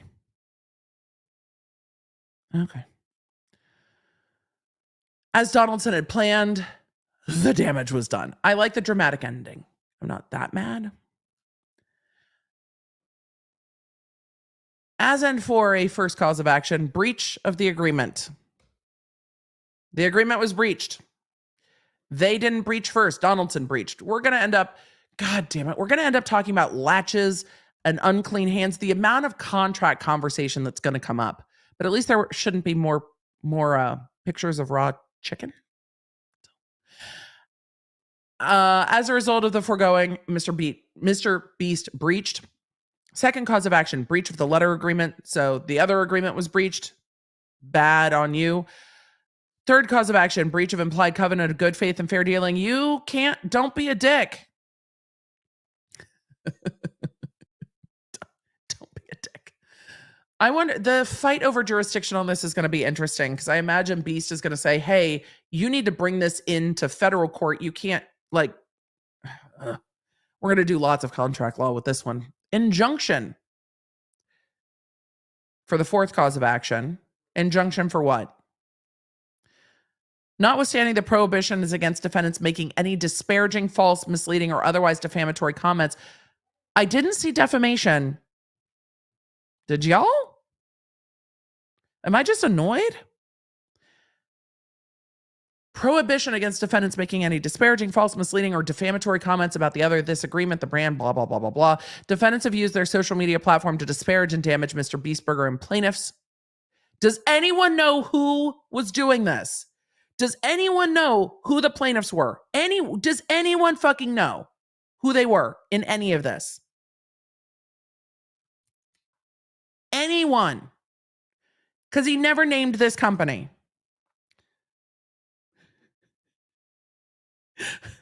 I see you guys being like, are you going to get an injunction on these nuts? Brian said, but did Mr. Beast lose half a day skiing though? Did Mr. Beast get an upset stomach from BeastBurger? You know, it's kind of funny because I went to, Mr. Beast is a part owner of a conference that I go to and speak at. And I was joking in 2021 at the conference that we had Subway for lunch. I love Subway. I'm not mad at Subway for lunch, but we had Subway for lunch. And I was like, why isn't there just a Mr. BeastBurger food truck? Maybe now I have the answer, though I think last year, which I missed because I was sick with COVID, that maybe last year was the BeastBurger. I imagine this year there will not be a BeastBurger food truck for lunch. I imagine that's not happening this year with all of this. Maybe there will be Feastables. Let's see. They want an injunction for Mr. Beast to stop talking about them. Your Honor, make them stop talking about us. Fifth cause of action, tortious interference with contractual relationships. They're alleging that Jimmy interfered through his tweets with the relationships. You know what they didn't allege, though? That any of those contractual relationships ended. In tomorrow's podcast, Leah Remini lays out the contracts that were terminated. I had a contract here. These people did this. That contract was withdrawn because of that action. You know what they didn't allege anywhere? Is that any of those contracts fell through. That any of the restaurants are like, excuse me? We saw Mr. Beast tweet, and we're jumping off this sinking ship. So we're going to terminate our agreement, and we're going to stop making BeastBurgers. Not a single allegation that any contract was actually interfered with. Where is it?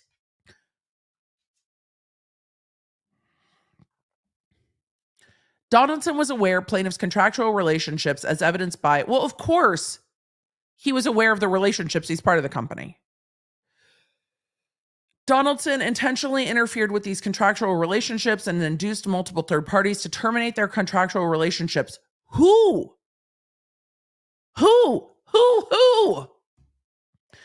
By making social media posts. Yes. Who also let the dogs out? Who interfered? Why isn't this in the facts breakdown? Making social media posts that were intended to tarnish the reputation of plaintiffs, enticing away, persuading, or attempting to persuade third parties to discontinue their relationship.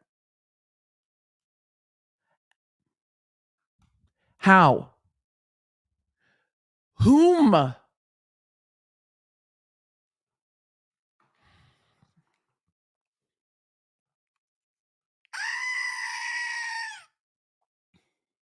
When there is contractual interference, it's generally easy to see when the lawsuit lays it out. CEG tomorrow's podcast. There was this contract. You knew about this contract. This thing happened. The contract, you interfered by doing a thing, and the contract was terminated because of the interference doing the thing. Where did that happen here? If it happened, tell me. If restaurants pulled out of their agreement with BeastBurger because of the tweets, show it.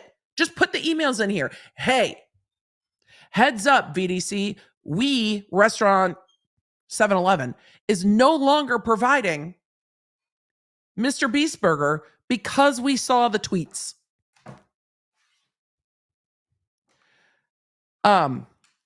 Apparently the BeastBurger in California near my parents' house is at a gas station that does not seem to have a kitchen, which is confusing to me. I'm going to have to explore when I'm in SoCal later this month.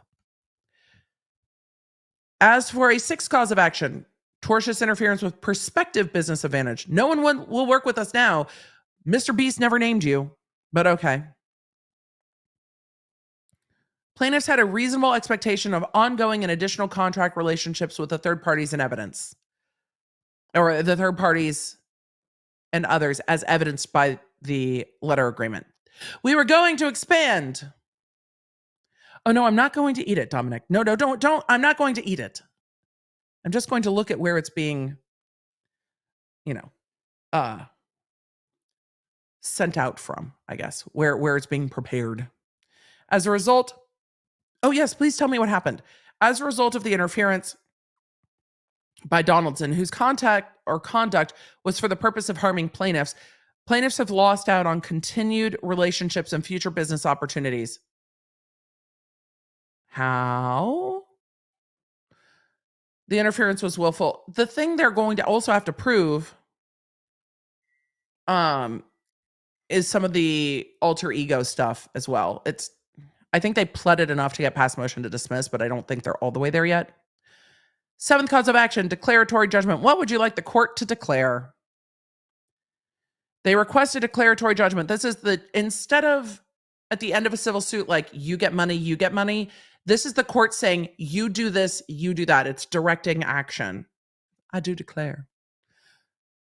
A, CVD has not breached any provision of the ESA. B, to the extent that they have breached, they have cured any such breach. To the extent they have not cured the breach, they have 30 days to cure the breach, and that the defendants have no right to terminate the agreement. Tell them they are stuck in this contract. Tell Mr. Beast he must perform the contract. This is going to be a mess. And by the time, they extended the contract indefinitely, I need to see the agreements because there has to be a provision to terminate.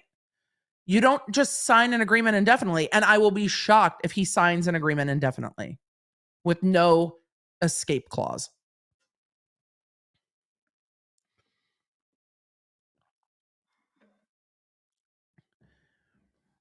As in for the eighth cause of action, declaratory judgment on the letter agreement. What are you asking for? They request a judgment that VDC has not breached any provision of the agreement. If they have breached, they've cured. If they haven't cured, they have time to cure, and that Beast Investment cannot terminate the letter. They're asking for damages and costs.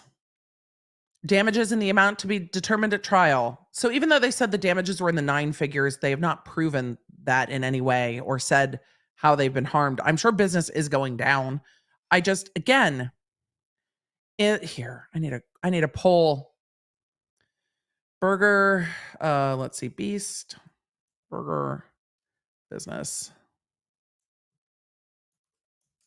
Bummer. All right. Was the BeastBurger business bummer caused by bad reviews? Mr. Beast tweets, "This is purely your opinion. What do you think? What do you think caused the business to struggle before this?" On the fourth cause of action, they want Mr. Beast enjoined from talking about them. They want damages, punitive damages, declaratory relief to the extent that we talked about earlier. And that is the end of this lawsuit. I have questions. Which Matthew Rosengart is involved in this? Because how many Matthew Rosengarts are there? And this is not the Rosengart writing that we are used to seeing. What law firm is this?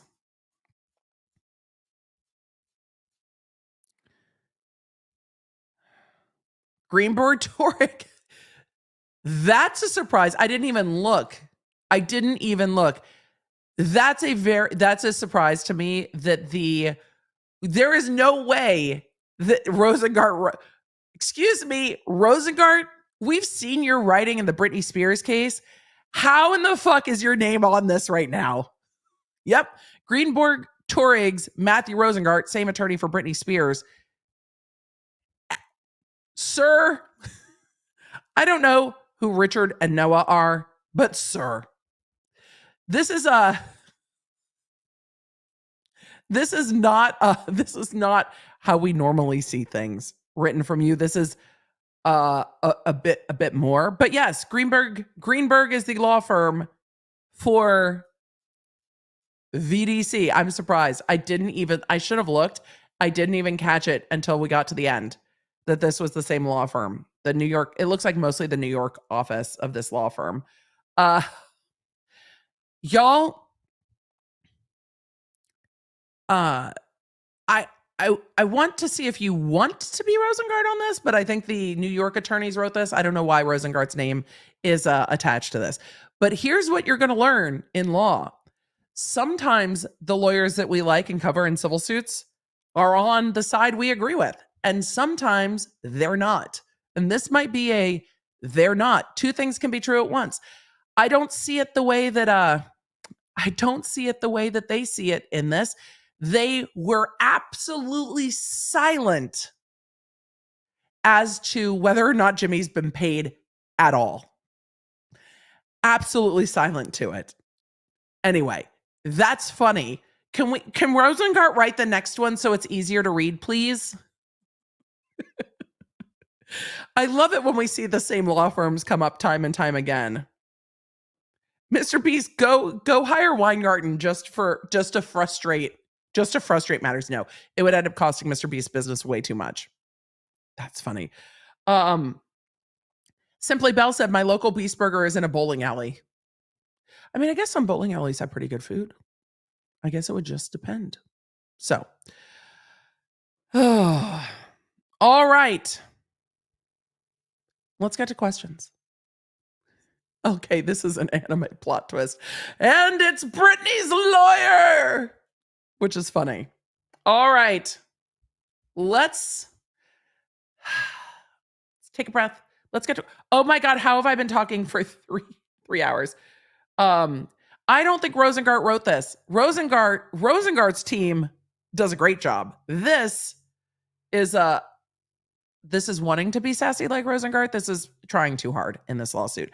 I feel I might be being harsh, but again, it can happen because we got the other lawsuit first, and I'm already traumatized by the raw chicken photos. Like, that's where I'm coming in for this. I don't see those tweets as defamatory as they say. Could they have breached the agreement to not talk about the company? Whew. It's going to be real fact specific. And I want to see what the questions were asked. And I need to see the full agreement. All right. Y'all. No, there's a Mr. BeastBurger 2 hours away. That's way too far. Way too far. We need Rottenborn. We do. We need Rottenborn versus Rosengart.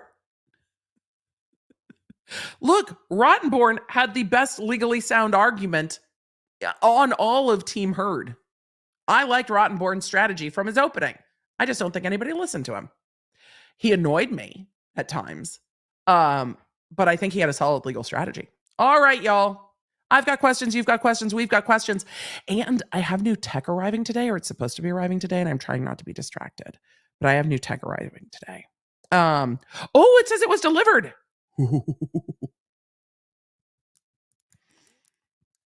I'm very excited by that. So I have new tech. So if you don't see me on social media the rest of the day, it's because I'm playing with new tech yet again. I didn't tell you guys this story. Hold on. Let us get to questions. I'm going to tell you about what happened last week.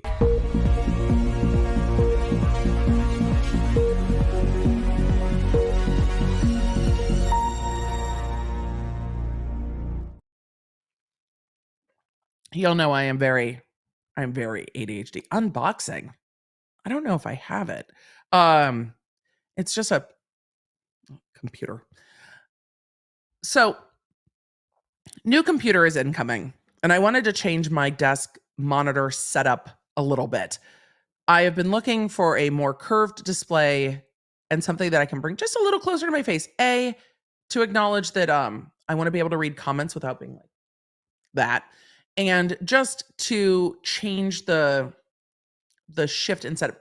Unbox it with you. I've seen a lot here. Let me ask Dr. B real quick if he is here. We're gonna you guys could watch the dopamine get excited, right? You could see it. Absolutely. I think you could. Me just go, ooh. I don't know. The phone is not being answered. Where is he? He's somewhere in the house. All right. I'll ask, but I'm going to tell you a story first. So I've been wanting to change my desk setup. For those of you that have been following me, especially on Instagram for a minute, the desk setup gets changed periodically. Right. Why do we have a phone if we don't answer it? Let me. Hey. I think he's around here somewhere. I heard them come in. All right. So I've been wanting to change. I have a side monitor and a main monitor. I've been wanting a curved main monitor, but I very much have specifications for how I want my monitor. I am very picky. I don't blah, blah, blah. So I got a monitor that I thought would be perfect. Super excited about it. Not an inexpensive monitor because again, I need to be able to read documents and comments and I want them to be clear for you. And I don't want the refresh rate to be too slow when we're doing videos and live trials. I want it to be a good experience for me, for you, for all the things. So I ordered the new monitor, very excited to get a curved monitor so it meets a little bit better with my vertical monitor for the 2-monitor setup that I need to stream particularly live court coverage. So I get the monitor. The exterior box, though massive, is flawless. Looks well packed, well delivered. It is not scuffed, bumped, ripped, torn, none of it. Pristine. So in my excitement, I am like, whoo, this is perfect. And I tear down my entire desk setup. The lights, the camera, the computer, the soundboard, the monitors, everything. Tear everything off the desk. Everything. And I have like an L-shaped desk. Everything off the desk. Clean the entire desk. Unplug everything. Super excited. Open the exterior shipping box and the interior shipping box is fairly dusty. And then by the time I get it out of the exterior, it's like the box is broken on the bottom, like it has like punctures in it. It looks like it's been retaped. New monitor, hundreds and hundreds of dollars. It looks like it's been retaped. And I'm like,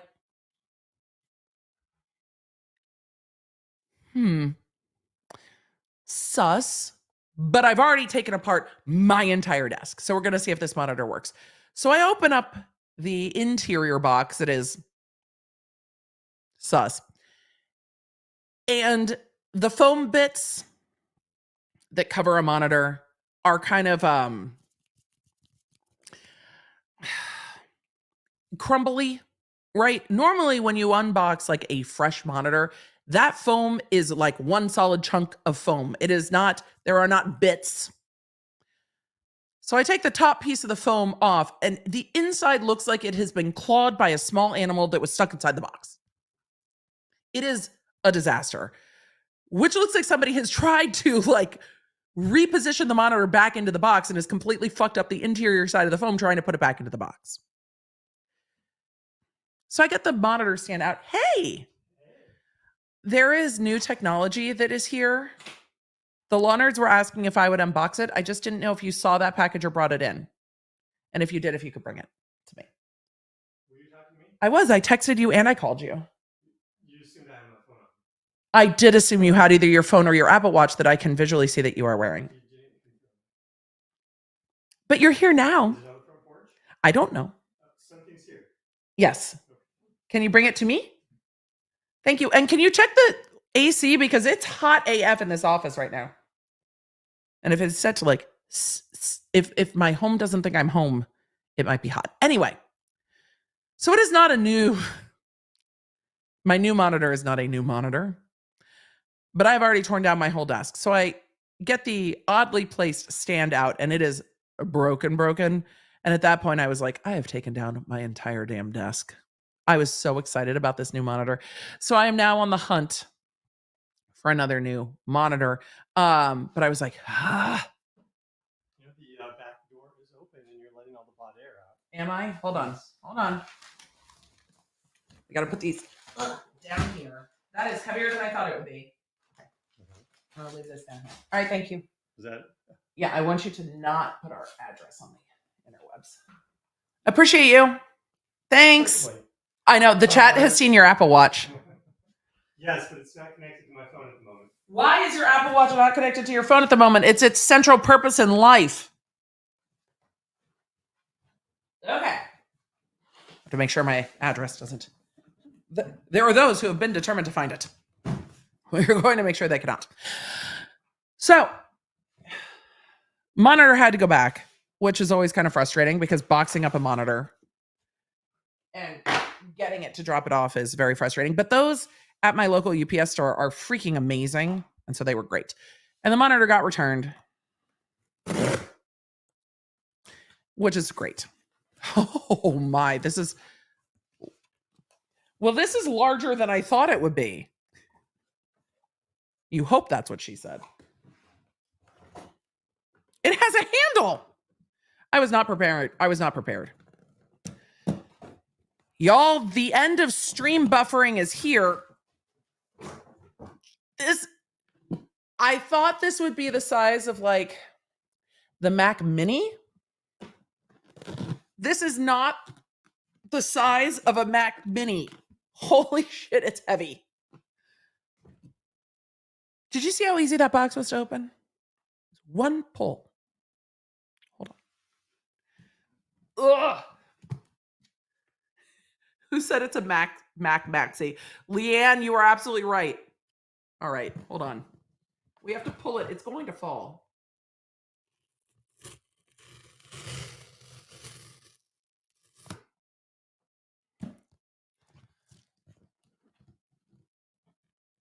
I know right now, those of you that have been with me since I did tech content on YouTube are sitting there going, Emily, every tech unboxing, you fucking drop something. What you can't do is drop your new computer. So please stop trying to unbox it. This is the new streaming computer. All right. Holy shit. This is the largest box. It's chunky. I love it. It has arrows. I'm going to start to sweat. I forgot that I had left the cats on the catio. This is tremendously well packed. Ugh. All right. It is larger than I anticipated, which is fine. It will fit gloriously on my desk. This box is insane. Yay, new streaming computer. So, before we get to questions, there's not much more unboxing to do. That's it. It's heavier than I anticipated, bigger than I anticipated, and bigger than I like the Mac Mini. When I very, very first started, I had a Mac Mini for streaming, and the graphics card did not work for streaming at all. Oh, she smells new. There we go. Pretty new Mac Studio. Glorious. Look at all the vents. Oh, I'm very excited. Look at all the ports. If anything fucking buffers from here till the end of time, I'm going to lose my mind. This is like the fourth computer I have tried to do what we do. Yay! All right, this box is funky. I accidentally put the box on my goat. All right, so the monitor was a disaster. Need a new monitor. Going to hook this up at some point today. When I stream on Thursday, we will see how it goes. What else? I will keep you apprised of the new monitor. I will show you the progress of the new studio, the new setup back here. I'll do before and afters for you guys and I'll share them. What else? Questions? Questions. I'm very, very easily persuaded. Oh, stickers. I'm sure there's stickers.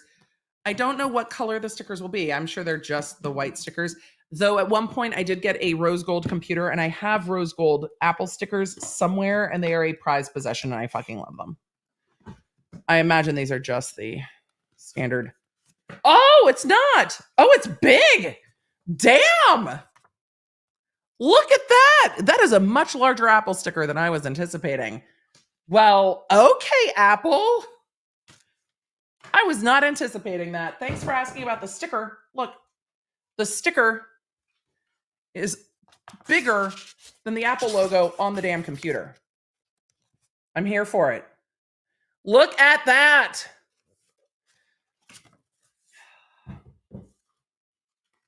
All right. Much, much bigger than I anticipated. Well, here we go. Thanks, Apple, for the unexpected delight today. I am now sweating. You guys are like, put it down. Yeah, I was absolutely expecting that not to be quite that large. All right. Look, the Mac Studio is like a fraction of the size.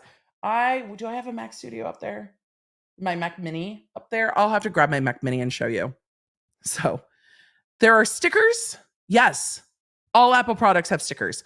They're always in, Miguelina, go ahead and end the poll. They're always in the little like designed by Apple sleeve that has the instructions that aren't really instructions. The instructions are like power on, follow the screen. There are always stickers. I have a collection of stickers, but yeah, stickers in everything. Everything, every phone. I don't know if they're in headphones, but so much comes with stickers. So, yeah. All right. With all of that, let's see. BeastBurger business bummer. Bad reviews 89%. Mr. Beast tweets 10%. Yeah, not surprised. We're gonna get to some questions, and then we're gonna go. And I'm gonna set up new tech. What's on my calendar for the rest of the day? Do I have anything on my calendar for the rest of the day? Please tell me no. Please tell me no. Please tell me no. Where's my calendar? Like work stuff, but I can do work stuff on the new computer. Katrina said, we judge donkeys and it's all I care about because donkeys. I love that. In the bathroom at the county fair yesterday, there was a sign somebody is selling a donkey. And it was like the quaintest little thing I saw. It was like donkey for sale. It was too funny. The Iowa State Fair is the best. It's on my list of things I would like to do. I would like to go to the Iowa State Fair at some point. Slightly different than the county fair that I'm dealing with here. Definitely bigger. I would love to do that. Love.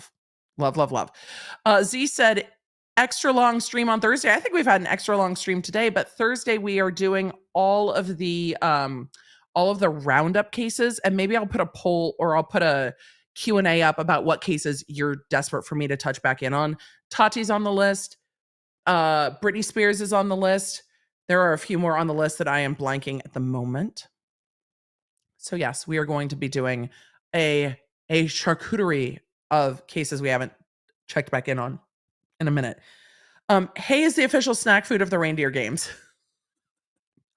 Patrick, that's hilarious.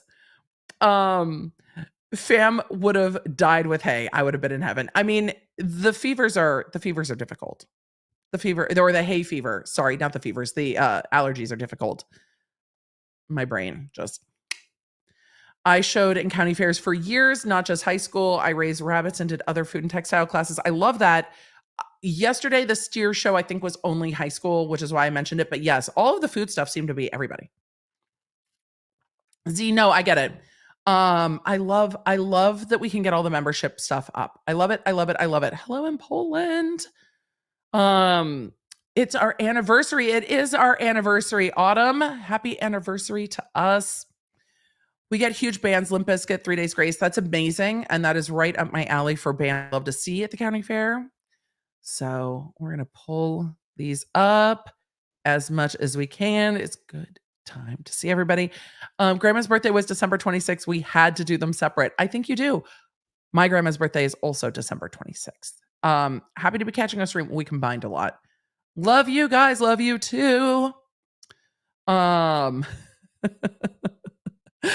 Member for 7 months. You're getting there. I love the membership chats.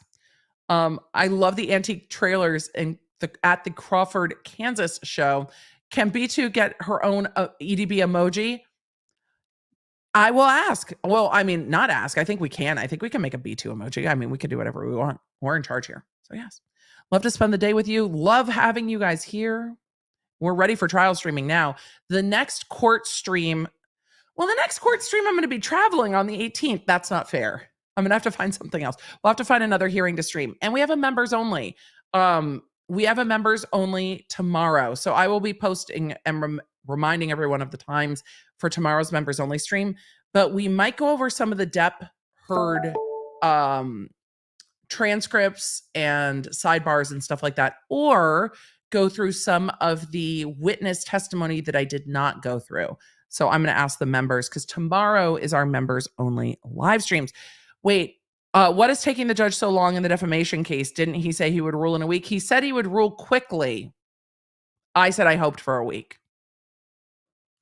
So I'm waiting. But again, the judge in Nate the Lawyer's defamation case took 6 months. I don't think it's going to take that long.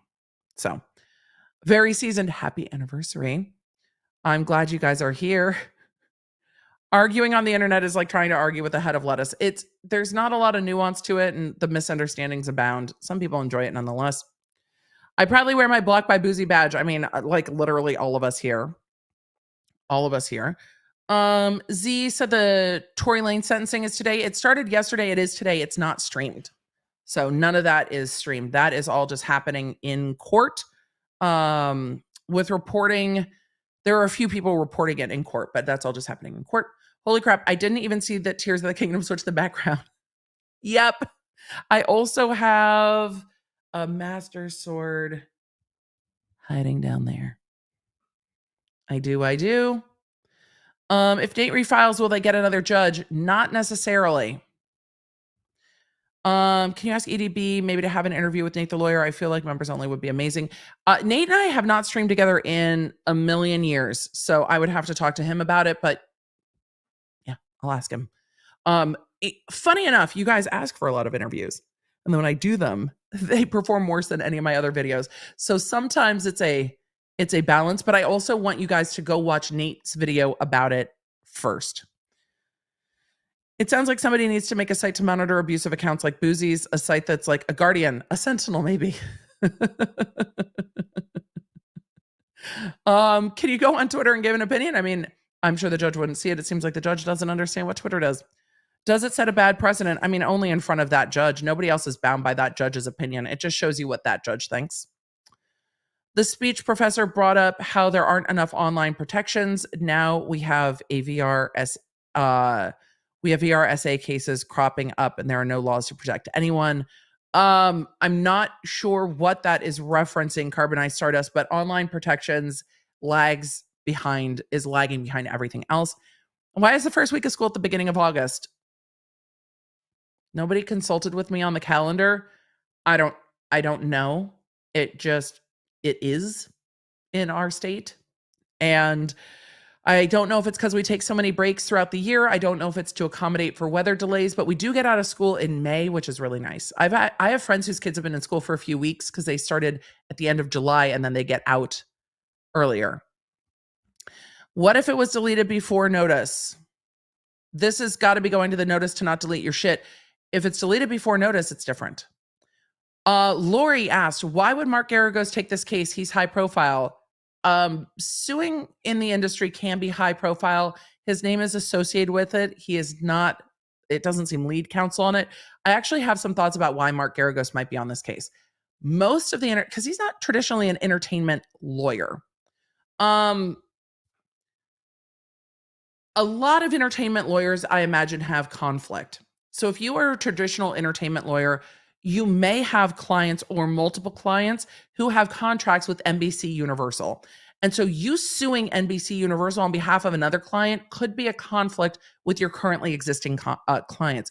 I imagine there are a lot of entertainment lawyers who are conflicted, like legally conflicted, not like morally conflicted, like, I don't know, are reality TV stars worth suing over? Like, not that kind of conflict, not a moral conflict, but like an actual conflict because, hey, I've got these clients that all have contracts here. And a lot of entertainment lawyers are going to have clients that work with NBC Universal because NBC Universal and the amount of brands connected are a lot.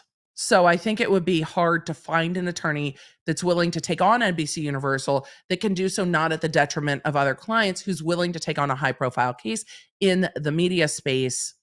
And that might be why, just because Garagos doesn't have a lot of those types of clients that are dealing with contracts with traditional networks like NBCU. Maybe. Please let us tell you about the Neti Pot response. Ian read it to us on stream last night. I need to go watch it on stream last night. I'm very excited about it. Stassi from VPR comes to mind on the Revenge P. I don't know if the network distributed it. I know it cropped up because of the show. Does it have a time limit for how far back it must be saved? If it exists at the time the notice goes out, it must be saved until it resolves. I would need to check what the time limit is. Like, you can't just, hey, litigation hold, and then 3 years later be like, okay, now we're suing you. I don't know what that limit is. I would need to look. Shady Millennials said, I wonder who are all that supported this lawsuit. It's quite interesting that the notice did not include a claim around discrimination with regards to POC and reality TV. The notice did not regard a claim like that at all. And I didn't see that at all in there. It was Runkle. I don't know what Runkle did, but maybe. Allegedly, good to see you. I appreciate you covering this case so thoroughly with little to no room for speculation. I mean, I'm just covering what's in court. I'm just covering what's in court, particularly with Kohberger. We're just covering what's happening in court and talking about it. I'm not investigating this case. I'm not an investigator. I'm not an investigative journalist. We're not running down the rabbit holes of theories. We're just covering what's happening in court. Entertaining for sure, but not plucking things out of thin air. Believe me when I say it's a rarity for this case. I don't think it helps. It's not the way I like to do content. If I'm going to speculate, I A, will always tell you, and B, I prefer to speculate on, oh, the lawyers might be doing this because of this. They might be doing that because of that. But I don't like speculating on reading the tea leaves about the like external context of things. I want to see what plays out in court. I want to see what plays out in court. I've worked 12 hours and I've got Chick-fil-A on the way. I've worked 12 hours. Question. GM took a long time for the car in Murdaugh. Is it an issue that Hyundai is a foreign car? Not necessarily. They should be able to grab that, but we will see what happens. They should be able to grab that. Could be like Tom Hanks with the typewriter collection. I think so. And easier to store. Keyboards are much easier to store. Thank you for warning before the wing stop this time so I could mute. The video triggers my trauma responses so hard. Lindsay, I'm sorry. You're welcome. I will always warn it because the yelling can be a lot. Can Beast grounds for this beef? Can Beast's grounds for this beef best his ground beef bros? Perhaps. Say that 10 times fast. What is Dr. B doing? He's now outside the window. Did you just call me a nerd? Excuse you. I'm an elite nerd. Thank you very much. Moo boy moo. Yes, we're all very, very nerdcore over here, and I love it. I want a typewriter one if that exists. I mean, this one's a very typewriter-y one. There are lots of versions of typewriter-y ones, but this one is it's a little hollow, but it is a very typewriter-y one. But it is very hollow. I don't know what my husband is doing. He is doing things. More Minnie Mouse, Emily, please. Is that this one? I'm guessing that's this one, Gringa Latina. This one! I should have read the last one in this voice. Fail. Was it Mr. Beast or trauma from seeing naked chicken? Trauma. It's trauma. The raw chicken I can't undo. Do you think you can take a look at a civil case between Ryan Upchurch and his mother, Patty? Why are there multiple Ryan Upchurch civil cases going on right now? Serving raw meat, sabotaging the competition. Yeah, the quality control is an issue. And you notice they were silent on who's in charge of quality control. They're like, well, we didn't cook the burgers. Stop it. Stop it. Stop it. It's just wild. And how are the 7-Elevens and gas stations cooking BeastBurgers? We did have a comment on the video last week from someone who works at 7-Eleven and worked in their kitchen and was like, no, there's actually a lot of 7-Elevens that have full kitchens. And I was like, I had no idea. But apparently there are locations that have full kitchens. I just didn't know. The BeastBurger locations were a Mexican restaurant and a pizza place. Yeah, I think from what we've seen in the chat, those of you that have a BeastBurger at a Red Robin seem to do well. But you would need to have a Beast. Like, I would imagine most Mexican restaurants are set up for a lot of things, but maybe making burgers is not exactly what their line is set up for. And it's my understanding that those lines are pretty specific. Why is federal court more suitable? Will the judge, once venue settled, review the contract? At some point, the contract is going to have to come in. Why is federal court more suitable? It's where the first lawsuit was filed. And they're going to probably argue over jurisdiction, given that one filed in state court and one filed in federal court. I can't imagine Mr. Beast was okay with 7-Eleven. I don't know if Mr. Beast got approval. Trial will be reading bad reviews like Amber Heard's numbers. I mean, some of that will happen. Just started my internship with the county attorney's I'm just a country lawyer. The county attorney's office this week. Congratulations and have fun. It will be an illuminating experience. Stephanie said, I mean, if someone dies from food poisoning, who are they going to sue? Mr. Beast, not the burger people. Yeah, because his name's on it. Absolutely. And that's who it damages. How is the boozy suit different than the Amber Heard defaming Johnny Depp on Twitter? Judge. Different judge. Different judge with a different opinion on that. Different judge. VDC should request the court to put them in WITSEC instead, because this is just adding more publicity they shouldn't want. I think the publicity has happened now, and they are going to try to undo it.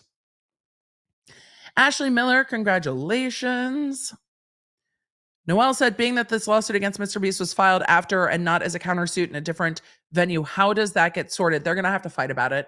They're going to have Mr. Beast's team will probably make a motion to remove the state court to federal court. And in federal court, the burger company will probably make a motion arguing that that's not proper venue. And we already have an OSC in the federal one saying, hey, can you show me why there's diversity here? So we know New York is the right place. It's just whether it's federal or state. And the right place. So I'm definitely not ordering BeastBurger today. Gordon Ramsay should go to VDC at Kitchen Nightmares. I don't think VDC actually has a kitchen. I think they just facilitated the contracts with all of the other kitchen.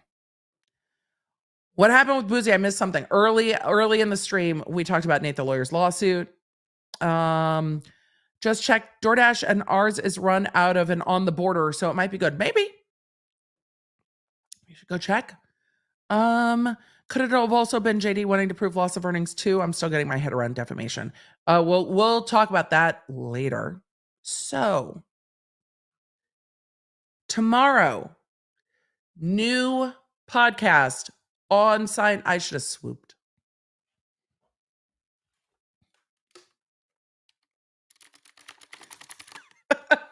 Today's keyboard swoop. Tomorrow, new podcast. Leah Remini versus the Church of Scientology. Look, Church of Scientology. I am just reporting on her lawsuit. It's what we do here. We talk about lawsuits. Some people don't take it that way. So, that's what I'm breaking down tomorrow, 11 a.m. It will be live on audio earlier than that. The podcast normally goes live around 4 a.m. Central, depending on where you live. So it should be available for you when you wake up. Unless you're international, then it should be available for you later in the day. So that's tomorrow. The members only live stream will be after we are done with the podcast episode. So we will do the podcast episode and then we will do the members only. I will set the members only for like 12:30, but then if we're done a little early, we'll just hop into the members only a little bit early. So podcast at 11, members only after that here over on YouTube. You all get your links in your members spaces. Thursday, we are doing a charcuterie of cases. We are doing a swoop. I do not care what happens between now and Thursday. I am not covering anything new on Thursday. We are covering all the stuff that's happened in the cases I have already been covering. No new cases. All the cases. All the cases. That's what we are covering on Thursday. We are going to have to catch up with everything that I've been meaning to catch up on. And because the Rust preliminary hearing got waived, there we go. So leave it in the chat and in the questions what you want to see. I am going to grab some transcripts and some videos for our members only. We're going to try out the new setup. When it's up, I will keep you posted on that all over social. So if you are curious, I will be posting that there. I am going to go eat. All right, y'all. Happy Tuesday. I will see you tomorrow. Thank you for being here. Thank you for being a law nerd. Let's go. I'm going to go set up new tech. Yay! Bye, y'all. You can find all the Law Nerd goodies at lawnerdshop.com. Connect with me on social media at the Emily D. Baker. And don't forget to check out my podcasts, The Emily Show, and the new podcast, Quick Bits, summarizing everything I talk about on my Tuesday and Thursday live streams. You know, when you only have time for just the quick bits.